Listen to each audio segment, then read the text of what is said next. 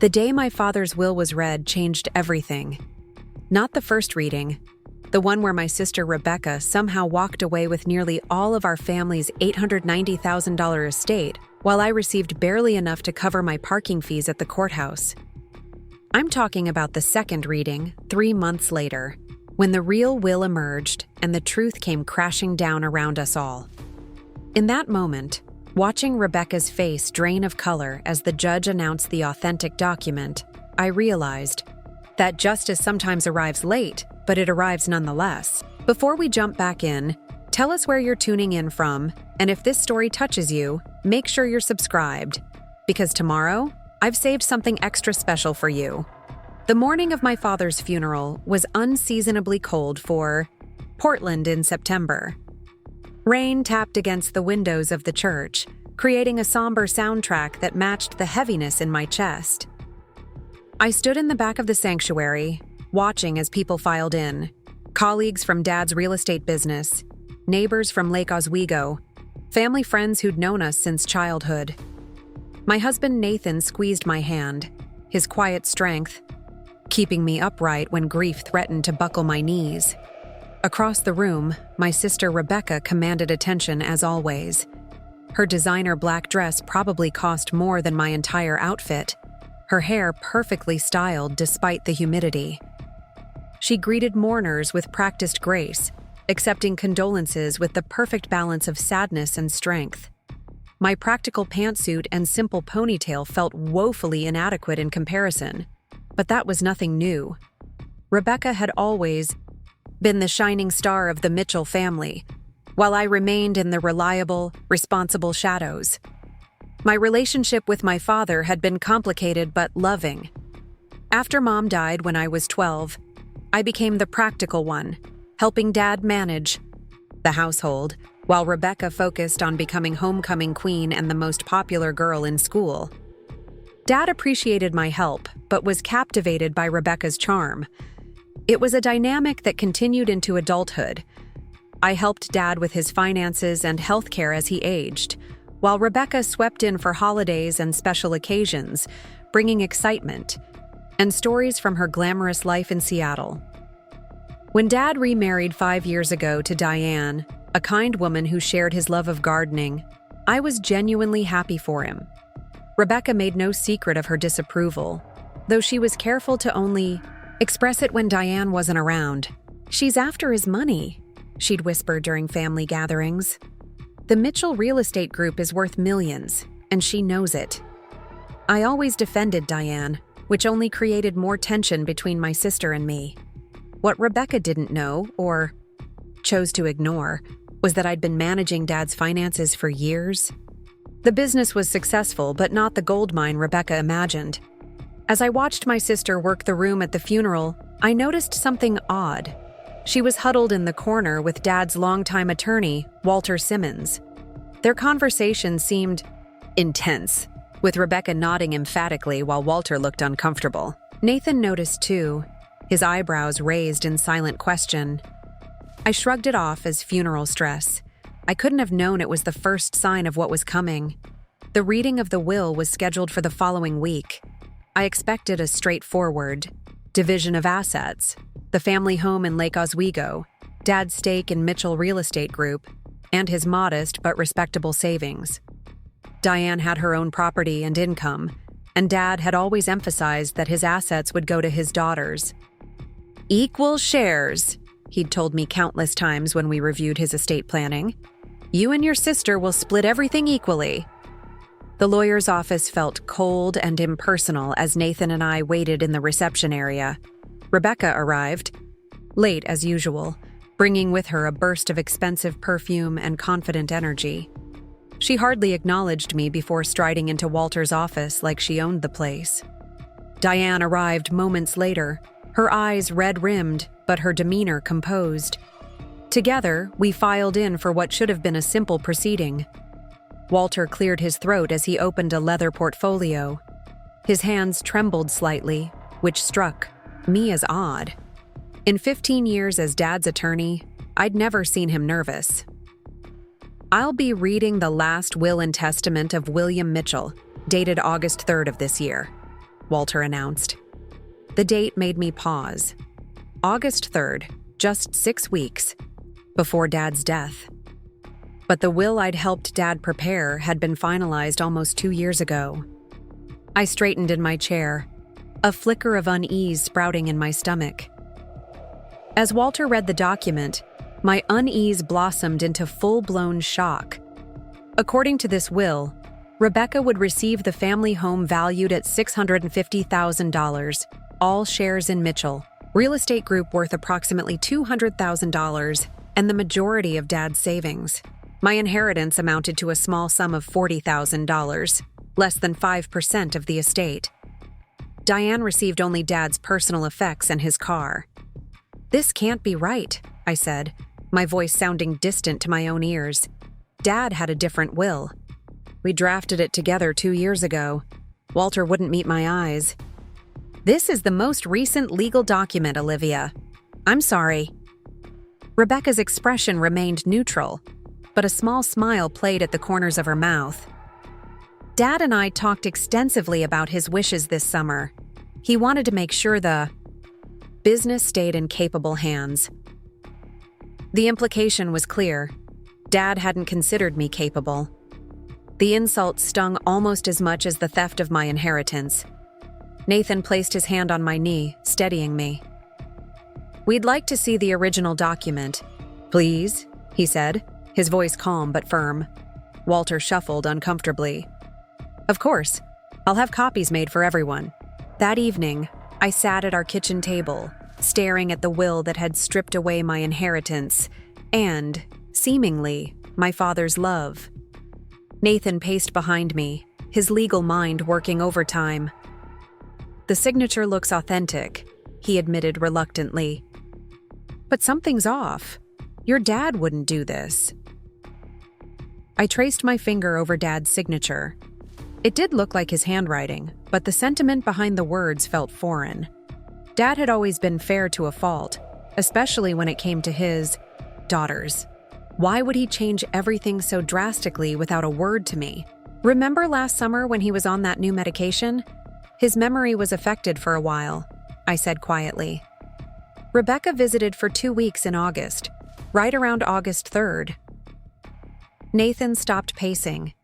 You think she took advantage of him when he was vulnerable? The thought had been forming in my mind, but hearing it spoken aloud made it real.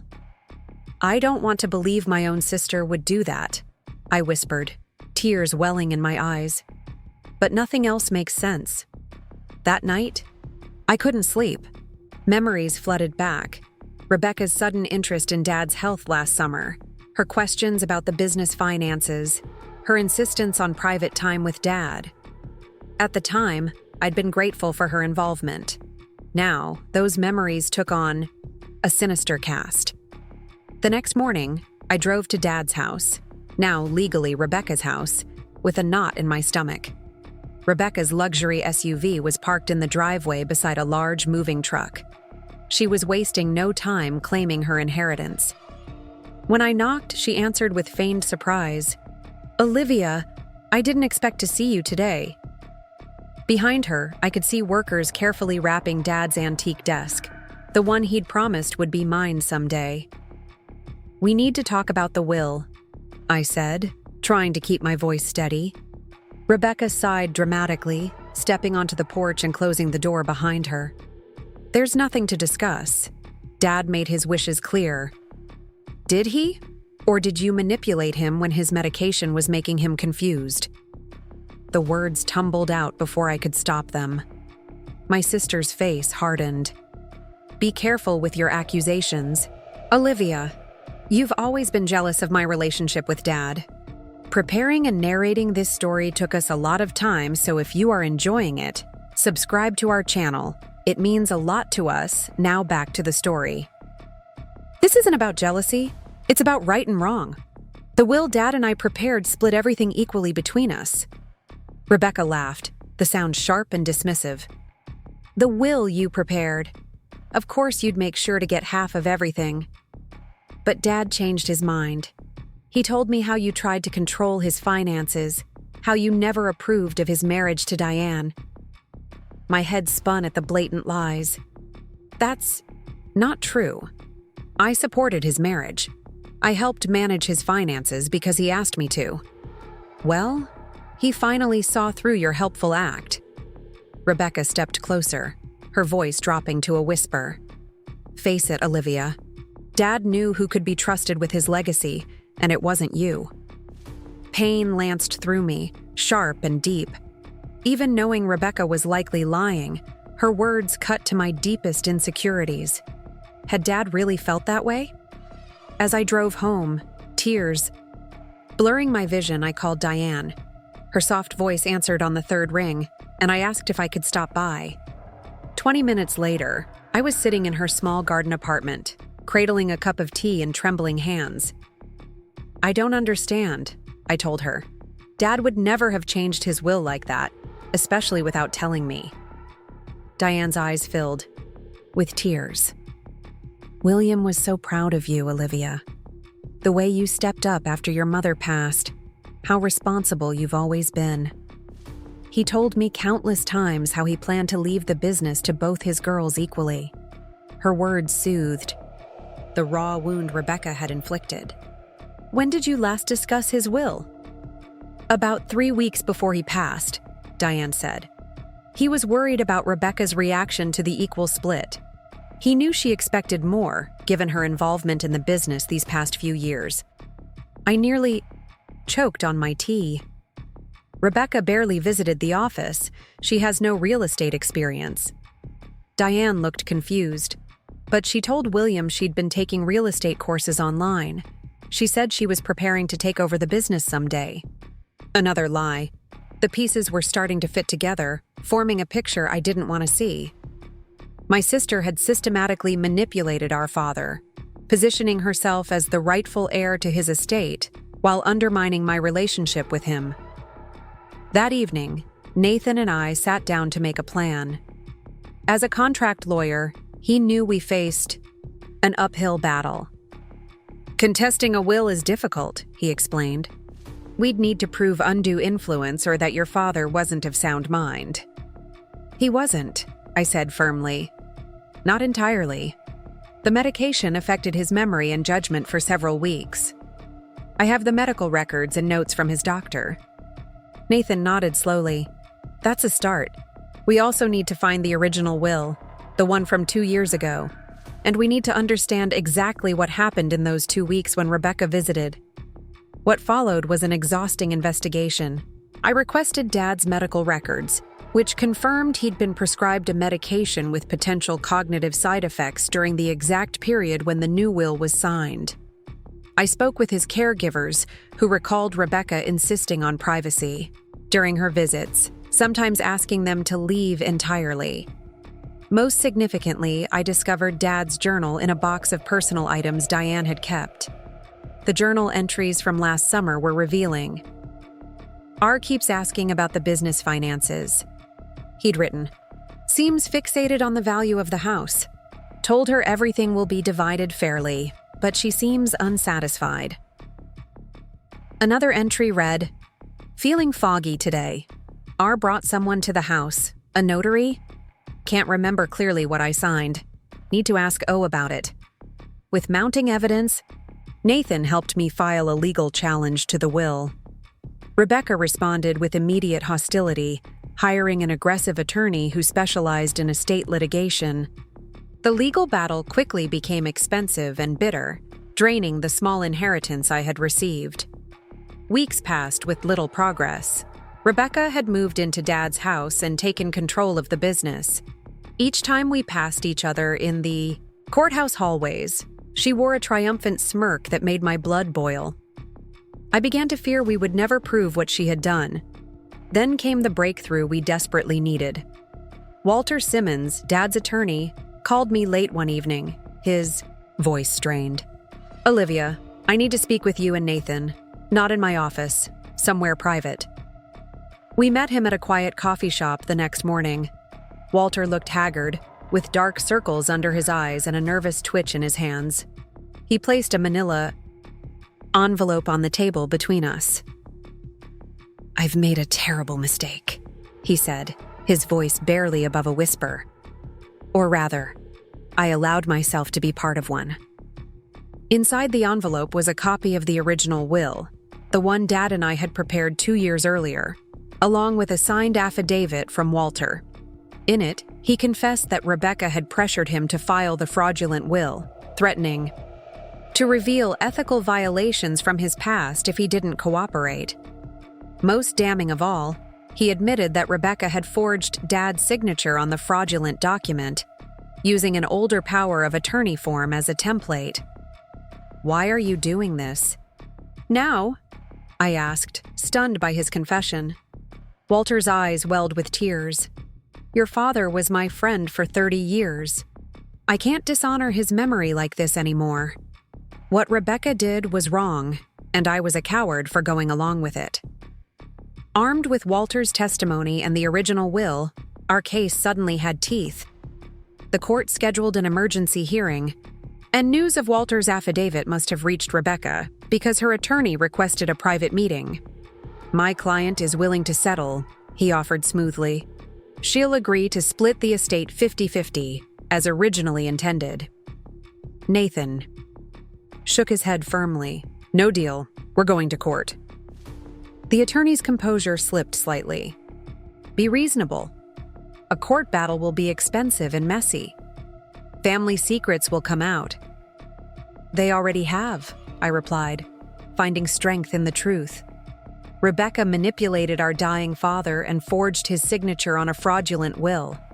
There will be no settlement." The courtroom was nearly empty on the morning of the hearing, just a few legal assistants and a court reporter. Rebecca sat at the defendant's table, her expression icy but composed. She still believed she could win through sheer force of will. She'd always gotten her way before. Judge Eleanor Martinez reviewed the documents in silence, her expression giving nothing away. When she finally looked up, her gaze settled on Rebecca. "Ms. Mitchell, these allegations are extremely serious. Do you understand that if these documents are authenticated, you could face criminal charges for fraud and forgery?" Rebecca's confidence wavered visibly. "Your Honor, this is a misunderstanding. My sister is—" "I'm not interested in family disputes," Judge Martinez interrupted. "I'm interested in the authenticity of these documents." She held up Walter's affidavit. "Your father's attorney has provided compelling evidence of wrongdoing." The forensic document examiner approached the stand next, presenting his analysis of the signatures. "The signature on the August 3rd will is consistent with traced forgery," he explained. "The pressure points and hesitation marks indicate someone carefully copying another signature rather than signing naturally." With each piece of evidence, Rebecca's posture stiffened. When Walter took the stand and recounted how she had pressured him into filing the fraudulent will, a single tear slid down her cheek. The first genuine emotion I'd seen from her since Dad's funeral. The moment that changed everything came when Judge Martinez held up the original will. "I am satisfied that this document, dated June 15th, 2 years ago, represents the true last wishes of William Mitchell." She looked directly at Rebecca. "The court invalidates the August 3rd will on the grounds of forgery and undue influence. This original will shall be executed as written." Rebecca's face drained of color. Her hands gripped the table as if she might collapse without its support. For the first time in our lives, she had no clever words, no manipulation tactics, no way to twist the situation to her advantage. She simply sat there, frozen in the harsh light of her own exposed lies. Outside the courthouse, Nathan wrapped his arm around my shoulders as reporters approached.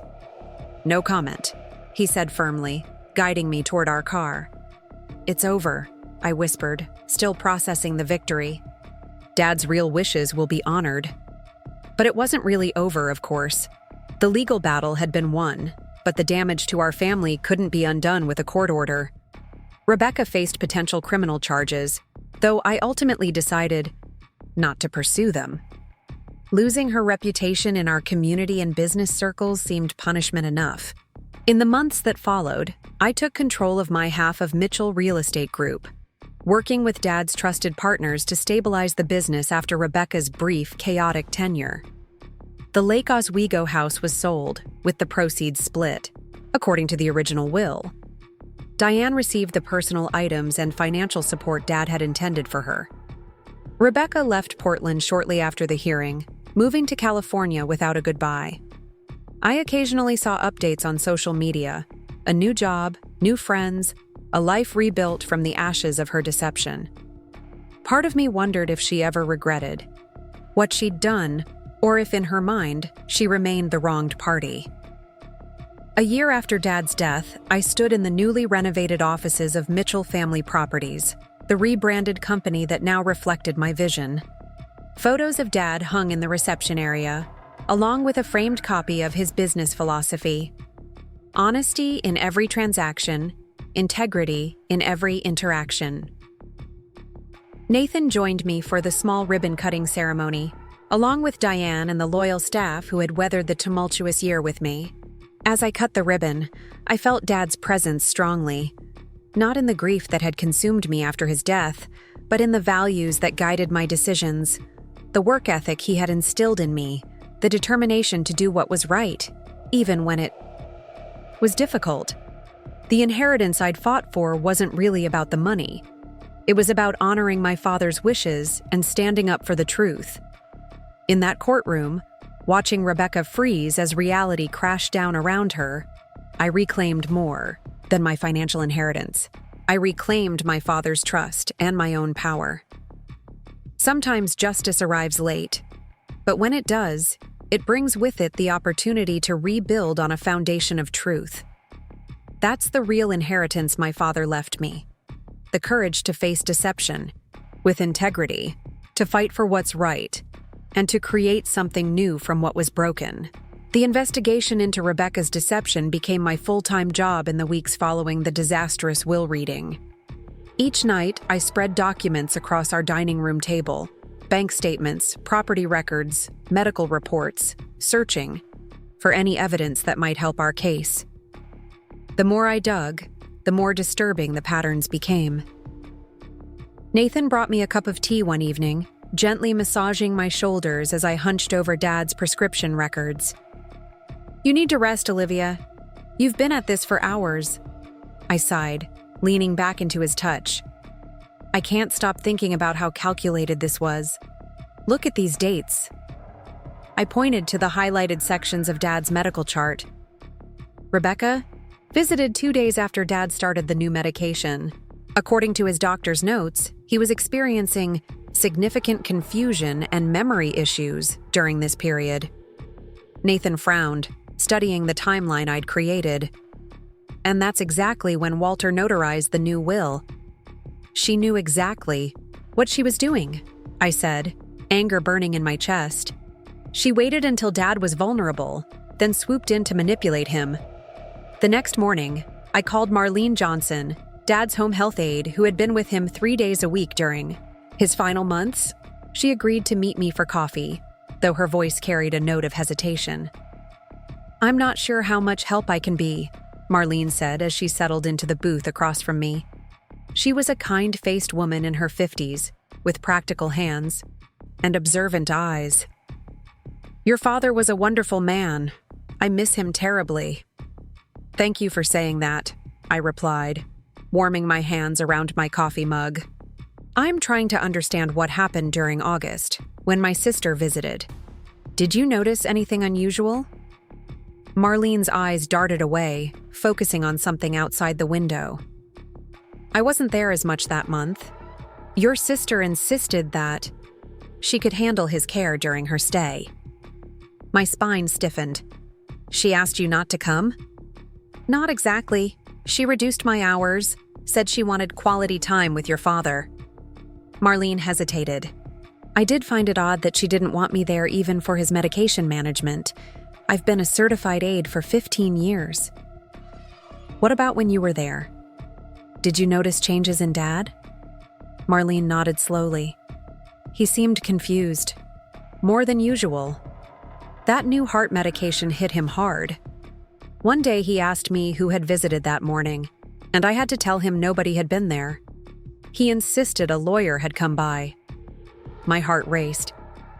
Did he mention signing anything? Yes, actually. He was agitated about it. Kept saying he needed to talk to Livy. That's what he called you, right? Said he'd signed something but couldn't remember what. She paused, discomfort evident in her expression. Your sister told me he was having delusions, that I shouldn't worry about it. I swallowed hard, fighting back tears. Dad had tried to reach out to me and Rebecca had intercepted. Did she monitor his calls? Marlene looked down at her coffee. She kept his cell phone most of the time, said she was charging it or updating it. When I suggested he call you, she'd say you were busy with work and she'd have you call back. Her voice dropped to a whisper. I should have realized something wasn't right. I'm so sorry, Olivia. I reached across the table to squeeze her hand. This isn't your fault, but would you be willing to make a statement about what you observed? It could help restore Dad's true wishes. Fear flashed across Marlene's face. I need this job. I work for the agency, and they have other clients in your family's circle. I understand, I said, though disappointment sank in my stomach. Another dead end. Thank you for meeting with me anyway. As I drove home, Marlene's revelations tumbled through my mind. Dad had been confused, isolated, and manipulated during those critical weeks. Rebecca had systematically limited his contact with the outside world, including me. The betrayal cut deeper than I'd imagined. That evening, Nathan helped me strategize. We need more than circumstantial evidence, he explained. Walter's testimony would be invaluable, but I doubt he'll risk his career by admitting he filed a fraudulent will. What about the medication angle? Can we prove Dad wasn't competent when he supposedly signed the new will? It's a start, Nathan conceded. But without eyewitness testimony about his state of mind that specific day, it's still an uphill battle. I buried my face in my hands, frustration overwhelming me. I can't believe she's going to get away with this. Nathan gently pulled my hands away, holding them in his. We're not giving up, Olivia. We just need to keep looking. There's always evidence if you know where to find it. The next day, I visited Dad's house, now legally Rebecca's property, on the pretense of collecting some personal items. Rebecca was out, thankfully, but had left her assistant Madison to supervise my visit. Your sister said you can take any photographs or small keepsakes, Madison explained as she followed me through the familiar rooms. The furniture and artwork stay. I nodded, pretending to focus on selecting photo frames while my mind raced. I'd like to get Dad's journal if that's okay. He kept it in his study. Madison hesitated. I'll need to check if that's on the approved list. While she stepped out to make a call, I quickly examined Dad's desk. The surface had been cleared. The drawers emptied of anything important. My heart sank. Then I noticed the old family Bible on the bookshelf, its leather cover worn from decades of handling. Dad wasn't particularly religious, but he'd inherited the Bible from his father, who had used it to record family history. On a hunch, I opened it, flipping to the family record pages in the center. There, tucked between the births and deaths of generations of Mitchells, was a folded piece of paper. My hands trembled as I unfolded it, recognizing Dad's handwriting immediately. It was a letter dated August 15th, just 3 weeks before his death. Olivia. Something isn't right. My mind feels clouded, and I'm having trouble remembering recent events. Rebecca says I've updated my will, but I have no memory of this. If anything happens to me, please know that my wishes remain as we discussed. Equal shares for both my daughters, and provisions for Diane. There's something else troubling me. Money has been transferred from my accounts, substantial amounts. Rebecca says these were investments we agreed upon, but I can't recall any such discussions. I don't want to believe the worst of your sister, but I'm afraid my confusion is being used against me. I've trusted you with my affairs for years, and I trust you still. With love, Dad. I quickly folded the letter and slipped it into my pocket as Madison returned. Rebecca says the journal isn't available, she informed me with practiced politeness. Is there anything else you'd like to take? I shook my head, struggling to maintain my composure. No, these photos are enough for now. Thank you for your help. Once inside my car, I allowed the tears to come. Dad had seen through Rebecca's manipulation, even in his confused state. He had tried to reach out to me, to warn me, and now I had proof, not just of his true wishes, but of his awareness that something was wrong. I called Nathan immediately, my voice shaking with emotion and triumph. I found a letter. Dad knew something was happening, and he mentioned unauthorized money transfers. Nathan's response was cautiously optimistic. This could be crucial. Evidence, especially combined with the medical records.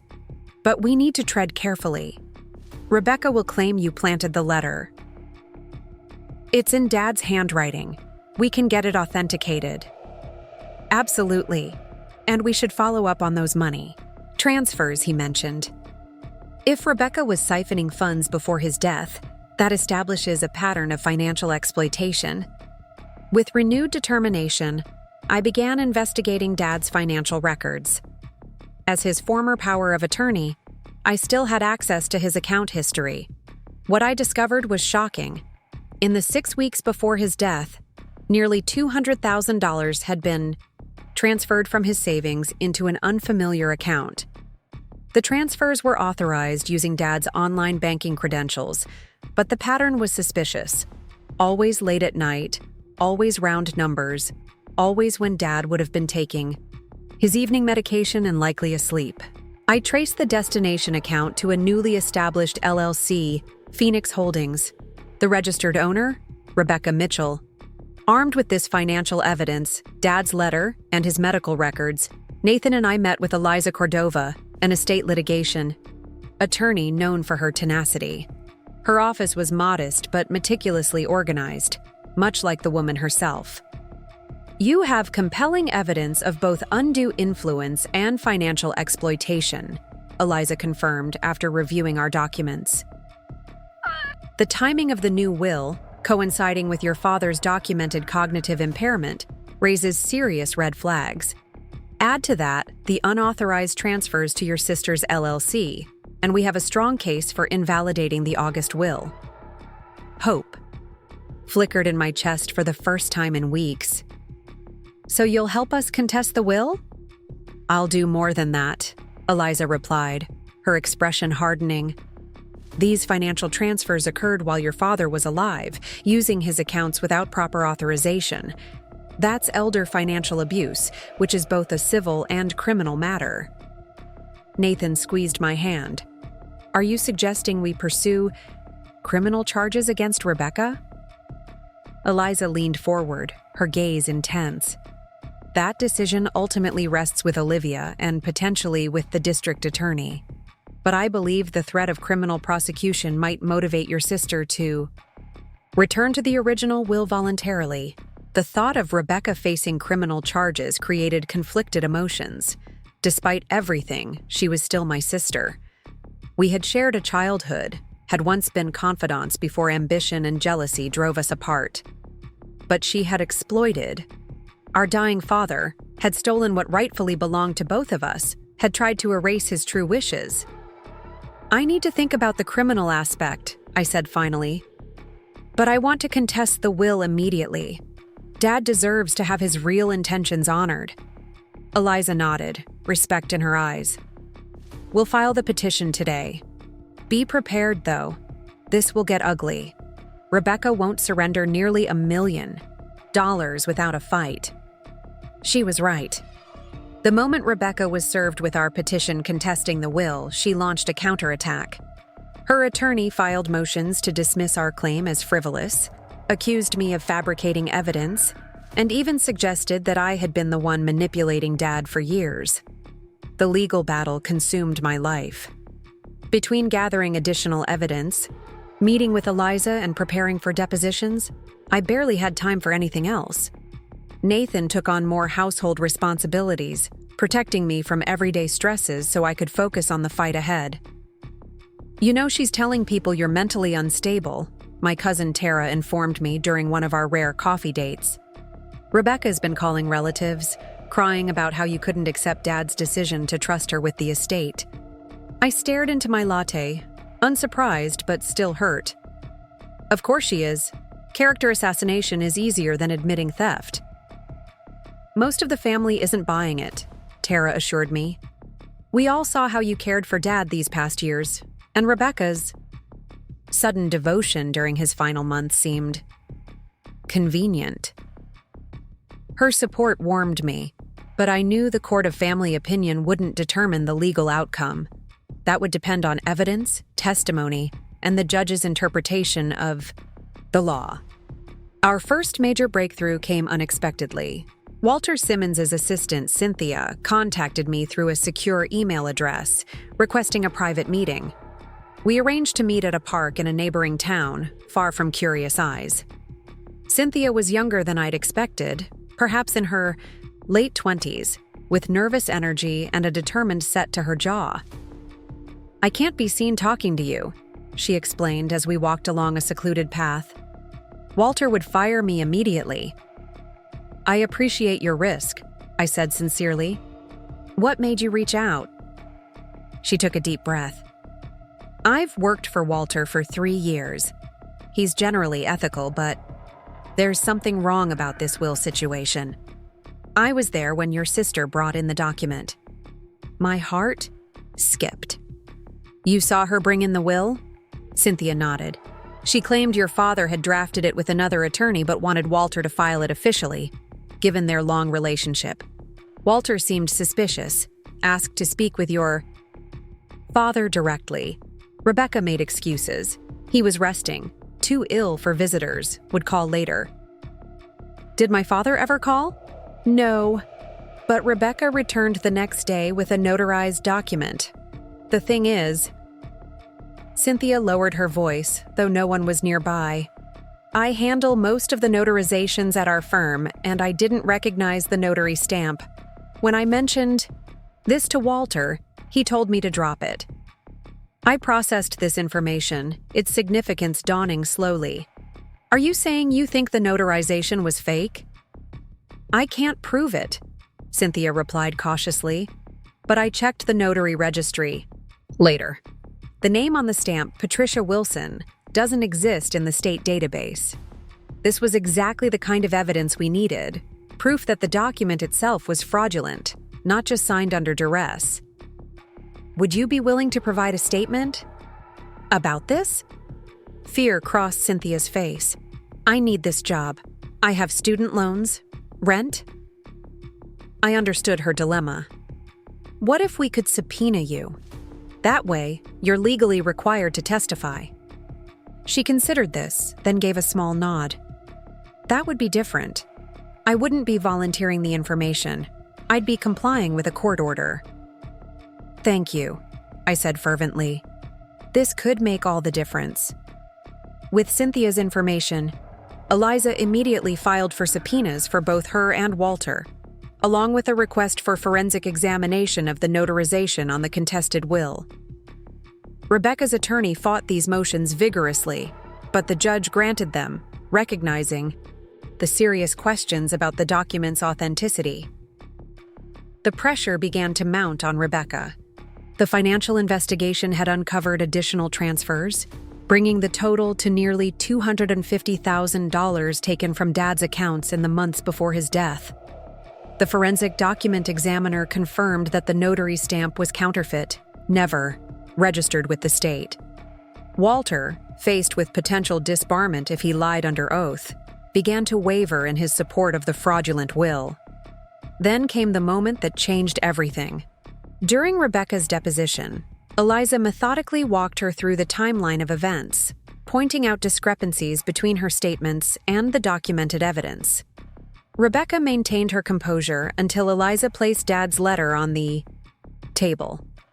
"Do you recognize your father's handwriting, Ms. Mitchell?" Eliza asked calmly. Rebecca's face paled as she scanned the contents. "Where did you get this? This isn't... He never... Please answer the question. Is this your father's handwriting?" Rebecca's attorney placed a warning hand on her arm, but she was already unraveling.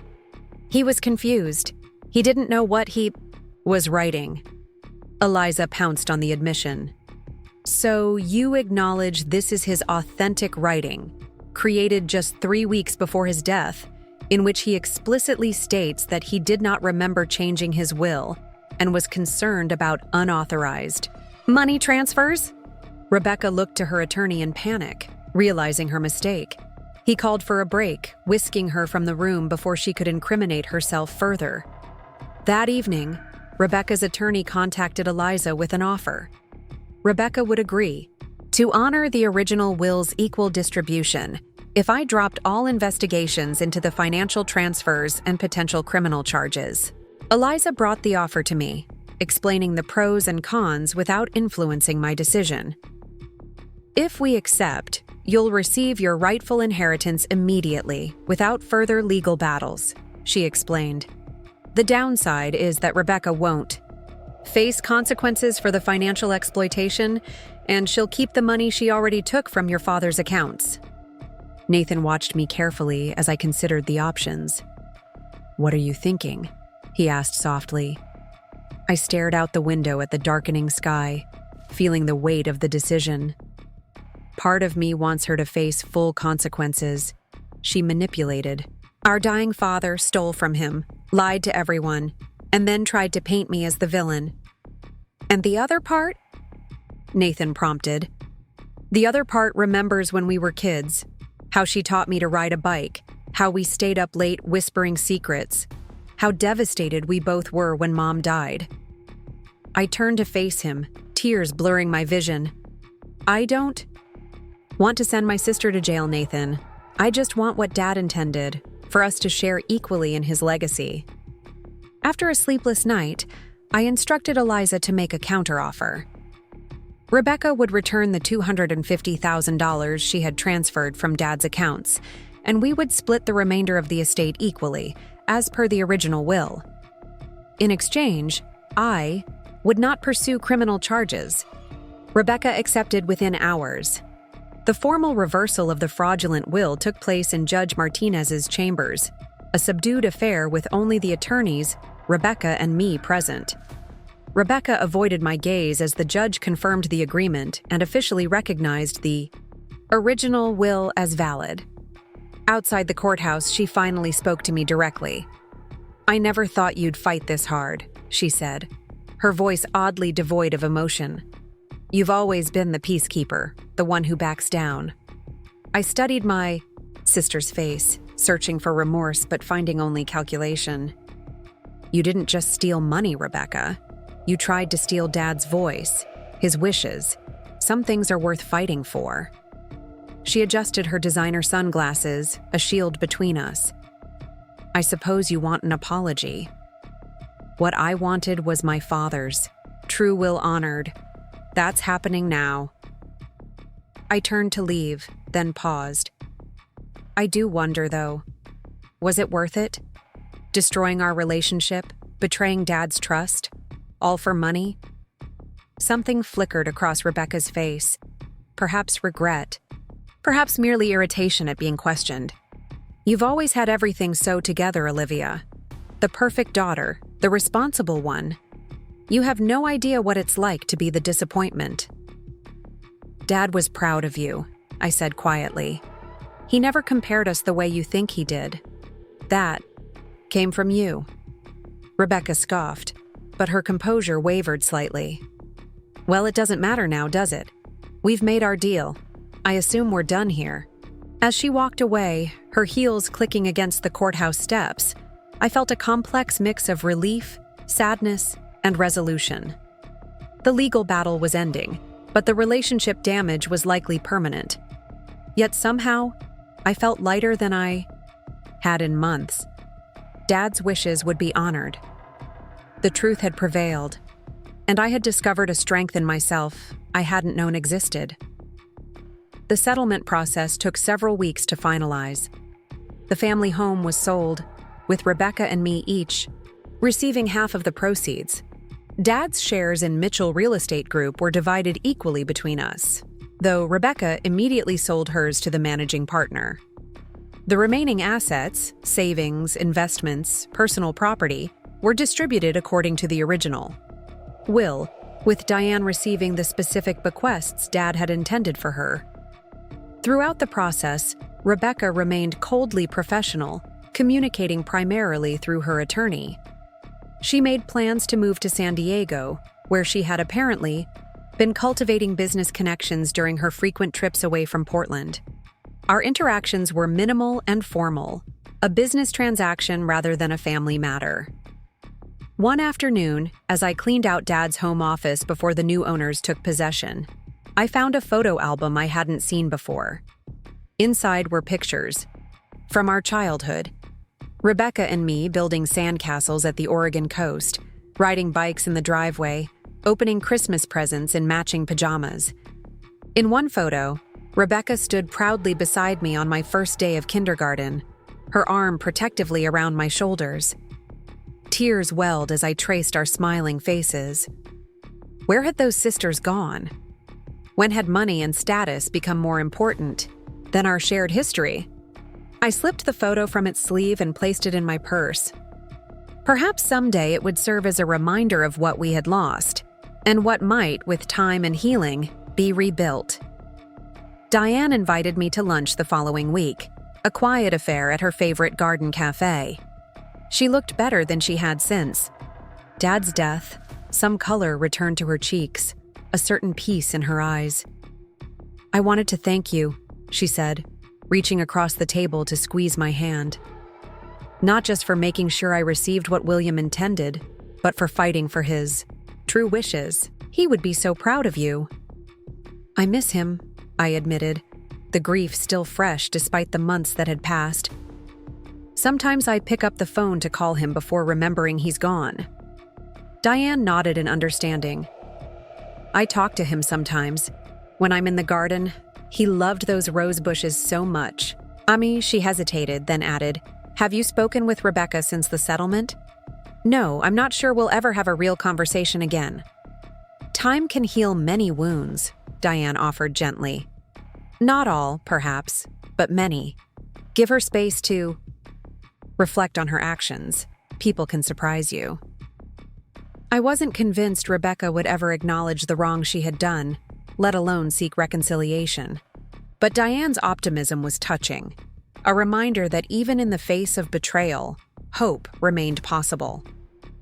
As the estate settlement concluded, I found myself facing an unexpected decision. With my inheritance secured, I now owned half of Mitchell Real Estate Group but had no experience in the industry. Dad's managing partner, Howard, offered to buy my shares, providing a clean break and substantial capital. "Your father always spoke highly of your business acumen," Howard said during our meeting. "But real estate is a specific beast. I'm happy to bring you on board if you're interested, or to purchase your interest if you prefer to pursue other ventures." I considered my options carefully. My background was in financial analysis for a healthcare company. Solid experience, but not directly applicable to real estate. Yet something about maintaining my connection to Dad's legacy appealed to me. "What if we restructured?" I suggested. "I could oversee the financial operations while you continue managing the sales and development aspects. We'd be playing to our respective strengths." Howard seemed surprised, but intrigued. "William always said you had a head for numbers. Let me think about it." 2 days later, he agreed to my proposal. I would join Mitchell Real Estate Group as Chief Financial Officer, bringing my analytical skills to the family business while learning the industry from Howard's experienced team. It felt right, honoring Dad's legacy while charting my own path forward. Nathan supported my decision wholeheartedly. "You've got that look in your eye," he observed as I reviewed the partnership agreement. "The one you get when you're excited about a challenge. Is it that obvious?" I smiled, realizing he was right. Beneath the grief and stress of recent months, a new energy was building, the possibility of growth, of creating something meaningful from the painful experience. My first day at Mitchell Real Estate Group was both strange and familiar. Dad's presence lingered in the office layout he had designed, the paintings he had selected, the friendly staff who shared stories of his leadership. Howard gave me a tour, introducing me to the team, many of whom had known me as William's daughter for years. In Dad's former office, now Howard's, I paused before a photograph on the wall. It showed Dad at the groundbreaking of his first major development project. His face alight with pride and possibility. I remembered that day, how he had insisted I stand beside him for some of the photos, telling everyone his daughter had helped run the numbers that made the project viable. "He always believed in you," Howard said, noticing my focus on the photograph. "Said you had his head for business, but your mother's heart. The perfect combination." Tears pricked at my eyes, but they were different from the grief-stricken tears of recent months. These felt cleansing, even hopeful. I wish he could see this, me carrying on his work. "Oh, I think he does," Howard replied with gentle certainty. "And I think he's pretty damn proud." As I settled into my new office across the hall, I placed 2 items on my desk: a small potted plant from Dad's garden that Diane had given me, and the childhood photo of Rebecca and me that I'd found in the album. Pain and healing, loss and growth, endings and beginnings, all part of the complex legacy my father had left behind. The inheritance I'd fought for was never really about the money. It was about truth, justice, and honoring Dad's wishes. But perhaps the most valuable inheritance wasn't listed in any will or legal document. It was the strength I'd discovered within myself, the courage to fight for what was right, the wisdom to know when to stand firm and when to offer grace. Rebecca might have tried to steal my financial inheritance, but in the process, she had inadvertently revealed my true legacy.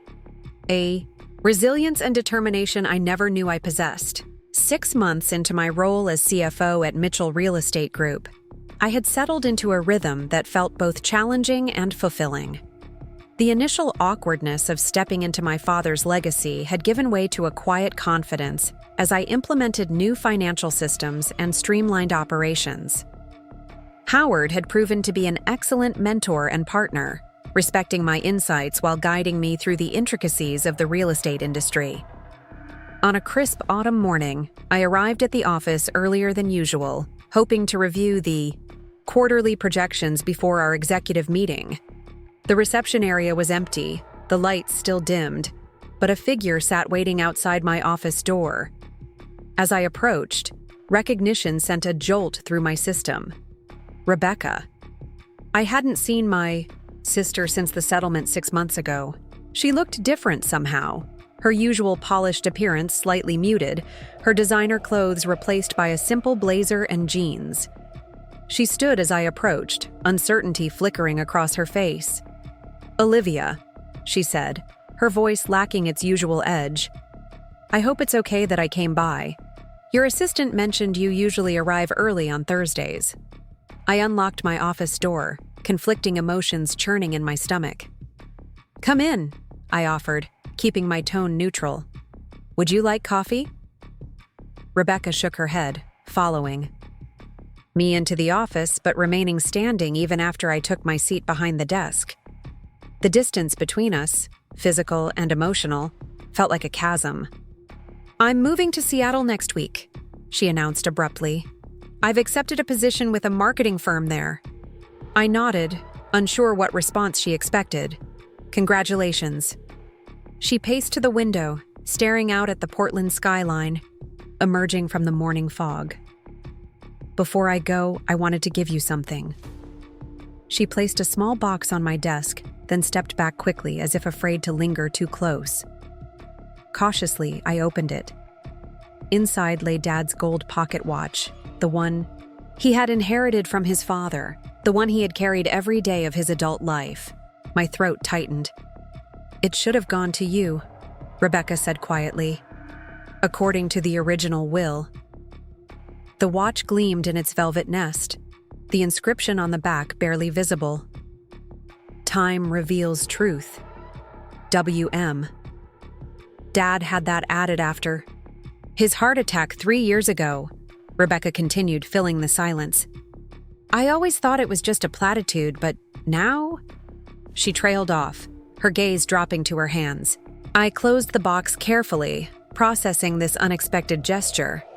Was it an apology, a peace offering, or simply the fulfillment of a legal obligation she had neglected during the settlement? Thank you, I said finally. It means a lot to have this. Rebecca nodded, still not meeting my eyes. There's something else. I've been seeing a therapist in San Diego before the Seattle move. She's helped me understand some things about myself, about us. This confession surprised me more than her appearance in my office.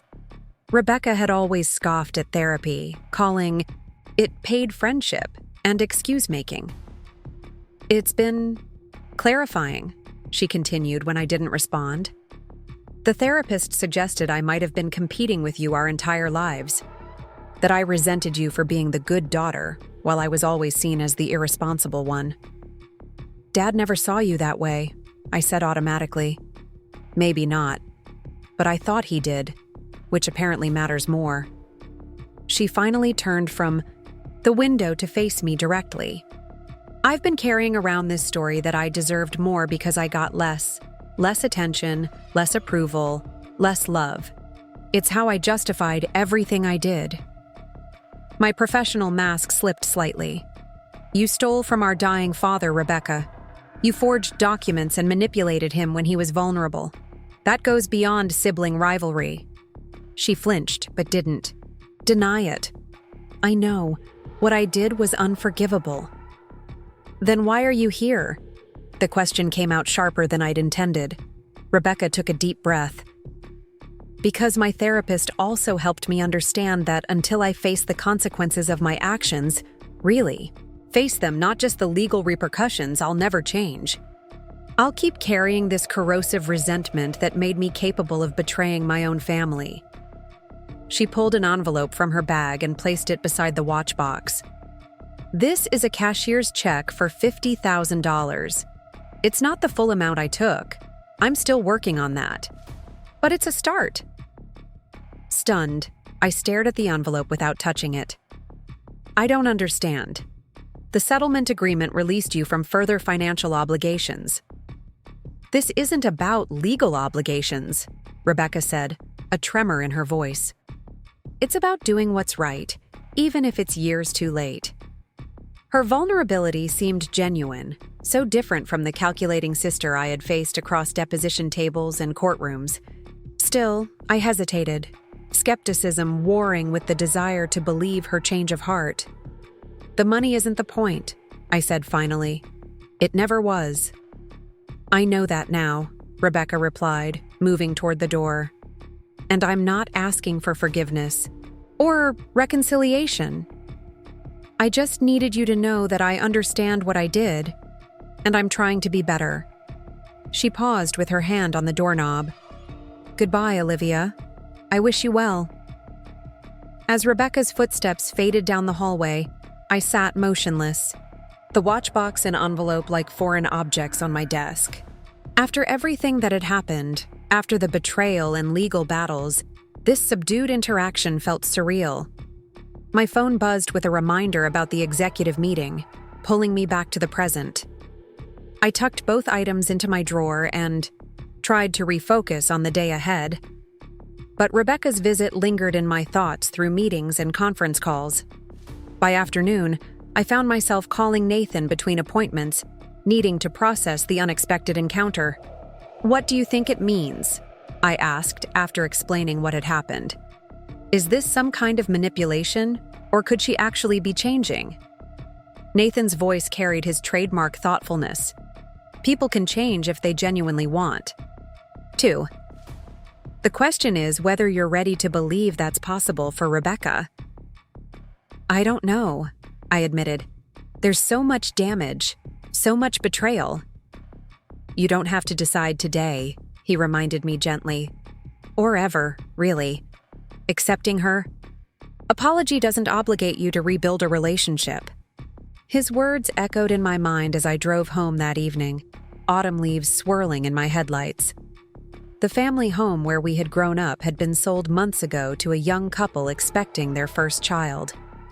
I sometimes drove past it on my way home, a bittersweet reminder of happier times before greed and resentment had torn us apart. Tonight, I took a different route, passing instead by the assisted living facility where Diane had moved after selling her garden apartment. I hadn't planned to visit, but something pulled me into the parking lot. Perhaps I needed perspective from the one person who had loved my father without the complicated history Rebecca and I shared. Diane welcomed me with surprise and delight, ushering me into her small but elegant apartment filled with plants and mementos from her life with Dad. What a lovely surprise. I was just about to have tea. Will you join me? As she busied herself in the kitchenette, I noticed new photographs on her bookshelf. Dad and Diane on their wedding day, Dad in his garden, and, surprisingly, a family photo that included Rebecca and me from Christmas several years ago. I saw Rebecca today, I said as Diane handed me a steaming cup. She came to my office. Diane's eyebrows rose slightly. How was that? I explained Rebecca's unexpected visit, the return of Dad's watch, the check, and her references to therapy. I don't know what to make of it. After everything she did, it's hard to trust her sincerity. Diane considered this, stirring honey into her tea with deliberate movements. Your sister hurt you deeply. She betrayed your father's trust and yours. Those aren't small wounds to heal. But you think I should forgive her? I asked, hearing the defensive note in my voice. I think forgiveness and reconciliation are different things, Diane replied gently. Forgiveness is something you do for yourself, to release the burden of anger. Reconciliation requires mutual trust and effort from both parties. The distinction resonated. I had been conflating the two, assuming that to forgive Rebecca would mean pretending the betrayal had never happened. After my first husband died, Diane continued, his sister blamed me for his heart attack. Said I hadn't taken proper care of him, hadn't made him follow his diet. She was grieving and needed someone to blame, but her accusations were deeply painful. I hadn't known this about Diane's past. What happened? We didn't speak for 5 years. Then one day she called to tell me she had been diagnosed with the same heart condition. She finally understood it wasn't anyone's fault. Diane's eyes grew distant with memory. She apologized, and I forgave her. We never became close friends, but we found a way to honor our shared love for my husband, her brother. Do you think that's possible for Rebecca and me? I asked. To find common ground in our love for Dad? Diane covered my hand with hers. That depends on whether her change is genuine and whether you're willing to risk being vulnerable again. Neither path, forgiveness or continued estrangement, is wrong. It's about what brings you peace. I left Diane's apartment with her words echoing in my mind. The question wasn't whether Rebecca deserved forgiveness. Mercy, by definition, isn't earned. The question was whether I could release the anger and hurt that had become so familiar without exposing myself to further pain. At home, Nathan listened attentively as I recounted my conversation with Diane. "What's your instinct telling you?" he asked when I finished. I twisted my wedding ring, thinking, that Rebecca's apology seems genuine, but I'm not ready to let her back into my life. Not fully. He nodded. That sounds like a reasonable boundary. You can acknowledge her efforts without dropping your guard completely. I'm going to cash the check, I decided. Not because we need the money, but because rejecting it would reject her attempt to make amends. I'll put it toward the scholarship fund we discussed, the one in Dad's name. The William Mitchell Scholarship for Business Ethics, Nathan said, with a smile. He would have loved that. The following morning, I composed a brief email to Rebecca. Rebecca, Thank you for returning Dad's watch and for the check. I appreciate both gestures and what they represent. I'm not ready for reconciliation, but I recognize your efforts toward accountability. The money will go toward a scholarship fund in Dad's name, focusing on business ethics and integrity, values he tried to instill in both of us. I wish you well in Seattle and in your journey toward healing. Olivia. Simple, honest, neither coldly dismissive nor falsely warm.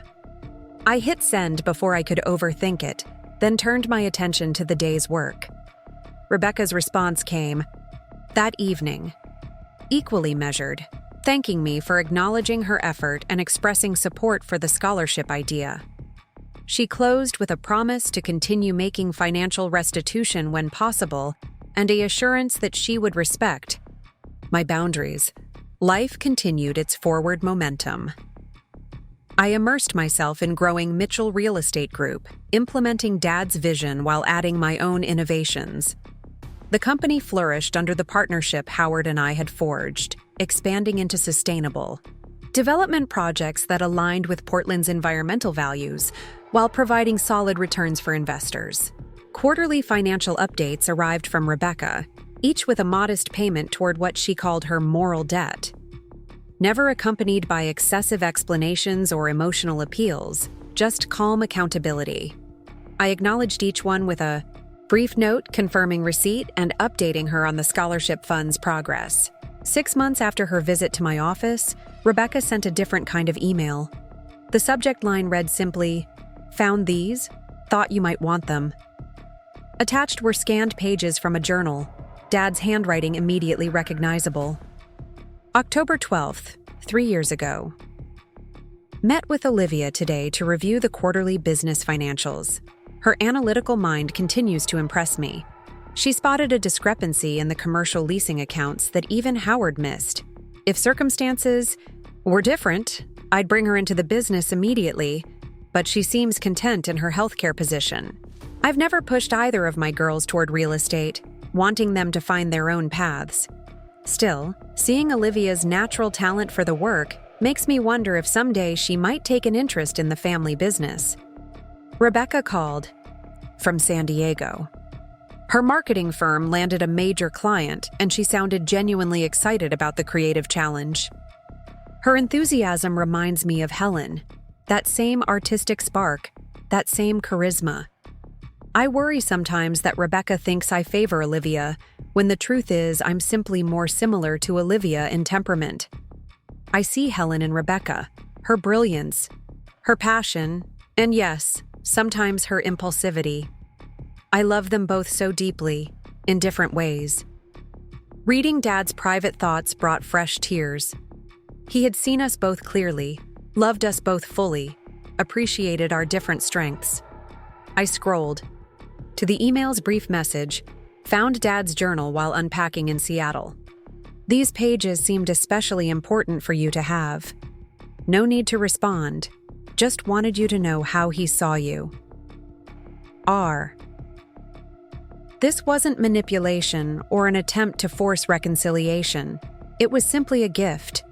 The gift of our father's unfiltered perspective, confirmation that he had valued my contributions, and seen my potential even before I recognized it myself. For the first time since Dad's death, I allowed myself to really grieve, not just for him, but for the family we had been and might have continued to be without Rebecca's betrayal. I grieved for my sister too, for whatever pain or insecurity had driven her to such destructive choices, for the relationship we would likely never fully recover. The scholarship fund officially launched on the anniversary of Dad's death. We kept the ceremony small, just Howard and key staff from Mitchell Real Estate Group, Nathan, Diane, and a few close friends. The first recipient was a promising business student from Dad's alma mater, a young woman who had written eloquently about the importance of ethical leadership in her application essay. As I presented the award, I spoke about Dad's commitment to integrity, his belief that success built on deception was no success at all. The words felt weighted with all that had happened. all that I had learned about strength and principle through the painful process of honoring his true wishes. Later that evening, Nathan and I hosted a small reception at our home. As guests mingled in the backyard, Diane approached with a familiar envelope in hand. "This came for you at the old address," she explained. "The new owners kindly forwarded it." The Seattle postmark and Rebecca's handwriting sent a ripple of apprehension through me. Inside was a simple card with a handwritten note. "Olivia, congratulations on launching the scholarship today. I know Dad would be extraordinarily proud of what you've created in his memory. My therapist suggested I share this with you. I found Dad's original will in my belongings during my move to Seattle. I've often wondered if I would have gone through with my plan had I actually read it carefully rather than focusing on what I believed I deserved. The truth is, Dad left us equal shares, but he specifically noted that you should have leadership control of the business because of Olivia's demonstrated financial acumen and ethical judgment. He saw you clearly, just as you've always seen through me. Perhaps that's why I resented you. Your vision was clearer than mine, your moral compass steadier. I didn't appreciate then what a gift that clarity is. I know our relationship may never recover, but I want you to know that I'm genuinely proud of what you've accomplished with Mitchell Real Estate Group. Dad's legacy is in the right hands, Rebecca." The card trembled slightly in my grip. Rebecca's acknowledgement of Dad's confidence in my business leadership felt like the final piece of a puzzle falling into place, confirmation that I was indeed honoring his vision. But more significant was her admission about her own clouded judgment, her recognition of the moral clarity she had once resented in me. Diane watched me carefully. "Difficult news?" "No," I said, folding the card back into its envelope. "Actually, it's something approaching closure." That night, after our guests had departed and Nathan had fallen asleep, I sat in our home office reviewing the scholarship recipient's application. Her words about integrity being tested not in easy moments but in painful choices echoed my own experience. Integrity had cost me, emotionally, financially, in terms of family peace. But it had also revealed a strength I might never have discovered otherwise. My phone lit up with a text notification. "Rebecca." No response needed. Just, "Wanted you to know I'm thinking of you and Dad today." After a moment's contemplation, I typed back, "Thank you for the card. The scholarship recipient reminds me a bit of you. Creative, articulate, passionate. I think Dad would have seen the connection too. It wasn't forgiveness, not completely. It wasn't reconciliation, not yet. But it was acknowledgement of the complex truth that bound us together despite everything. We were both William Mitchell's daughters, each carrying different aspects of his legacy." Rebecca's response came quickly. "That means more than you know." I placed my phone down and turned back to the scholarship materials, a strange peace settling over me. The inheritance battle had changed me fundamentally, forcing me to find strength I didn't know I possessed, clarity I hadn't realized I needed. The money had been restored, Dad's wishes honored, my place in the family business secured. But the true inheritance, the one no one could ever steal, was the understanding that integrity, once tested in fire, emerges either destroyed or unbreakable. Mine had emerged stronger, and perhaps in her own way, Rebecca was finding a path, back to hers as well. A year and a half after Dad's death, I found myself in Seattle for a real estate convention. Howard had encouraged me to represent Mitchell Real Estate Group, believing my fresh perspective on sustainable development would resonate with the progressive developers gathering from across the Pacific Northwest. I didn't tell Rebecca I was coming. Our communication had remained limited to brief updates and occasional acknowledgments of significant dates. The careful distance felt necessary, a boundary that protected my healing process while allowing space for her continued growth. The convention center buzzed with energy as developers, architects, and industry experts networked and attended sessions. I was scheduled to speak on the second day about our company's innovative approach to mixed-income housing developments. As I reviewed my notes in a quiet corner of the lobby, a familiar voice caught my attention. The environmental impact assessments don't fully account for the community displacement factor. We need more comprehensive metrics. Rebecca stood across the room, engaged in animated conversation with a group of marketing professionals. She looked different, more grounded somehow, her gestures less performative, her attention fully present rather than scanning the room for more important connections. This was a professional in her element, not the sister who had once valued appearances above substance. I could have avoided her easily, disappeared into the crowd or slipped into another session. Instead, I found myself walking toward her group as they dispersed. Rebecca turned, and for a moment, she froze, uncertainty flashing across her face. "Olivia," she said, recovering quickly. "I had no idea you were attending." "Last-minute decision," I explained. "Howard thought our sustainable development initiatives would interest this crowd." Rebecca nodded, professional composure masking whatever emotions my unexpected appearance had triggered. "They will. Sustainability is the primary focus this year." An awkward silence stretched between us. Too much history for casual conversation, too much caution for genuine connection. "I have a session starting soon," I said finally. "Of course." Rebecca hesitated, then added, "My firm is hosting a small dinner tonight for clients. It's at Cascadia at 7, if you're free." The invitation surprised me. "I don't want to intrude on your work event." "You wouldn't be," she assured me. "Several attendees are interested in Portland development opportunities. It might be valuable, professionally, if nothing else." The careful qualification, "professionally, if nothing else," acknowledged the boundaries between us. This wasn't a plea for sisterly reconciliation, just a business courtesy extended to an industry colleague, who happened to be family. "Thank you," I said. "I'll consider it." Throughout my afternoon session, Rebecca's invitation lingered in my thoughts. Nathan's voice echoed in my memory. Accepting her apology doesn't obligate you to rebuild a relationship. But perhaps, acknowledging her professional courtesy was a different matter entirely, recognition of our separate paths rather than an attempt to repair the broken one we had once shared. At 7 o'clock, I found myself entering Cascadia, an elegant restaurant overlooking Elliott Bay. Rebecca spotted me immediately, her brief look of surprise suggesting she hadn't expected me to come.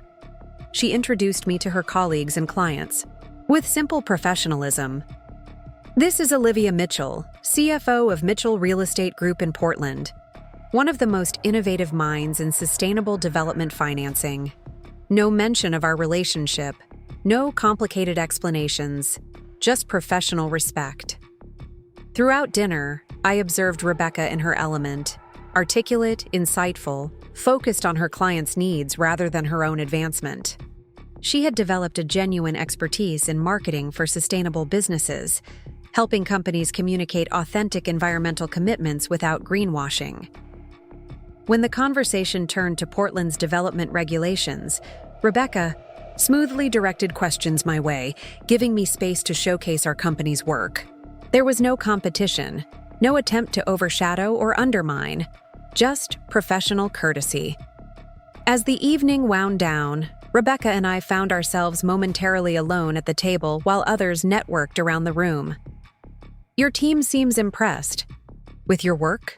I observed. Rebecca smiled slightly. "It's taken time to earn their trust. My reputation in San Diego wasn't exactly stellar." The admission of past professional shortcomings surprised me. The sister I had known would have maintained a flawless facade regardless of reality.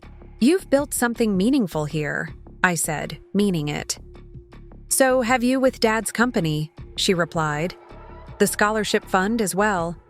I follow the announcements online."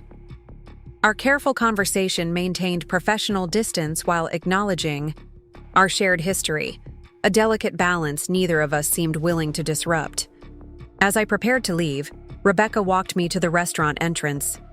Thank you for coming tonight. I know it couldn't have been easy. Actually, it was easier than I expected, I admitted. Seeing you in this context, doing work you clearly care about, makes sense somehow. Rebecca nodded slowly. I'm trying to build a life based on contribution rather than acquisition. It's more satisfying than I would have believed 2 years ago. For a brief moment, the professional veneer slipped, and I glimpsed the sister I had known before. Ambition and resentment corroded her integrity. Not the same person. We had both been irreversibly changed by all that had happened, but perhaps someone I could eventually come to respect. I have one more session tomorrow afternoon, I said. A panel on community-centered development. Room 403 at 2 o'clock, Rebecca replied. It's on my schedule as well. We parted with awkward half waves, neither quite ready for the hug that would have once been automatic between sisters. But something had shifted, a microscopic adjustment in the boundaries between us, a tiny opening where understanding might eventually grow. Back in my hotel room, I called Nathan to share the unexpected encounter. It wasn't warm or emotional, I explained. Just professionally respectful. Sometimes that's where healing starts, he suggested. Finding neutral ground where both parties can interact without the weight of the past crushing everything. I don't know if we'll ever be close again, I admitted. Too much has happened. Maybe not close in the same way, Nathan said thoughtfully. But perhaps you can build something new, not based on shared childhood or family obligation, but on mutual respect and the adults you've both become. The idea resonated. Not rebuilding what was broken, but creating something entirely different, something that acknowledged both our shared history and our separate journeys forward. The next day, I attended Rebecca's panel session, watching from the back as she articulately discussed the importance of authentic community engagement in development projects. Her professional insights were sound, her commitment to ethical marketing practices evident in every response. The sister who had once been willing to forge documents and manipulate our dying father was now advocating for transparency and accountability in business practices. People could change. Not easily, not quickly, and not without genuine commitment to the difficult work of self-reflection and atonement. But change was possible. Rebecca was living proof. After the session, we exchanged brief professional goodbyes. No dramatic reconciliation, no tearful promises, just a quiet acknowledgement that we were both finding our way forward, separately, but perhaps no longer as enemies. On my flight back to Portland, I found myself reflecting on Dad's watch inscription. Time reveals truth. The truth revealed was more complex than I could have imagined during those dark days of betrayal and legal battles. Rebecca had been wrong, grievously, unforgivably wrong. But she wasn't irredeemable, and I wasn't obligated to either fully forgive or permanently banish her. Life allowed for more nuanced responses, for boundaries that could evolve over time, for healing that didn't erase the scars, but incorporated them into a stronger whole. The inheritance battle had nearly destroyed us both, Rebecca through her own actions, me through the pain of her betrayal. But perhaps the true legacy Dad had left was not the money or the business or even his ethical principles, but the possibility of redemption, the opportunity to rebuild what seemed irreparably broken, and the courage to face difficult truths without being defined by them. That legacy, unlike material wealth, could never be stolen, forged, or contested. It lived in the choices we made going forward, in the integrity we chose to embody, in the grace we extended to others, and perhaps most importantly, to ourselves. 3 years after that fateful day in the courtroom where my sister Rebecca had frozen in shock as the real will was read, life had found a new rhythm. Mitchell Real Estate Group had evolved into one of Portland's premier sustainable development firms under my financial leadership and Howard's expert market guidance. The scholarship fund in Dad's name had supported 12 promising business students, each committed to ethical leadership principles. My marriage to Nathan had deepened through the crucible of crisis, emerging stronger and more resilient. And my relationship with Rebecca? That remained the most complex evolution of all. Our cautious professional interaction at the Seattle convention had marked a turning point, not toward sisterly closeness, but toward a measured adult acknowledgement that we occupied the same industry and shared a complicated history. In the years since, our communication had gradually increased, primarily through email and occasional business-related phone calls. We had established an uneasy peace, neither friends nor enemies, but something previously unimaginable, respectful acquaintances who had once been family. On this particular morning, I sat in my sunlit office reviewing quarterly projections when my assistant knocked gently. "Ms. Mitchell is here to see you," she announced, her neutral tone masking what must have been curiosity. Rebecca rarely visited Portland, and never without scheduling an appointment well in advance. I glanced at my calendar, confirming what I already knew. No meeting with Rebecca appeared. "Send her in, please." Rebecca entered with characteristic poise, though I immediately noticed subtle differences from our last encounter 6 months ago. She looked tired, with faint shadows beneath her eyes and a certain tightness around her mouth that suggested stress. "Olivia," she greeted me, remaining standing even after I gestured toward the visitor's chair. "I apologize for arriving unannounced. I should have called first." "It's fine," I assured her, professional courtesy overriding personal history. "Is everything all right? You don't usually come to Portland without notice." Rebecca finally sat, arranging herself with deliberate movements. "I received some news yesterday that concerns us both, and I felt it warranted an in-person conversation." Unease rippled through me. Despite our cautious rapprochement, Rebecca's unexpected appearance triggered echoes of past betrayals. I kept my expression neutral, waiting. "Diane has been diagnosed with advanced pancreatic cancer," Rebecca said, her voice steady but subdued.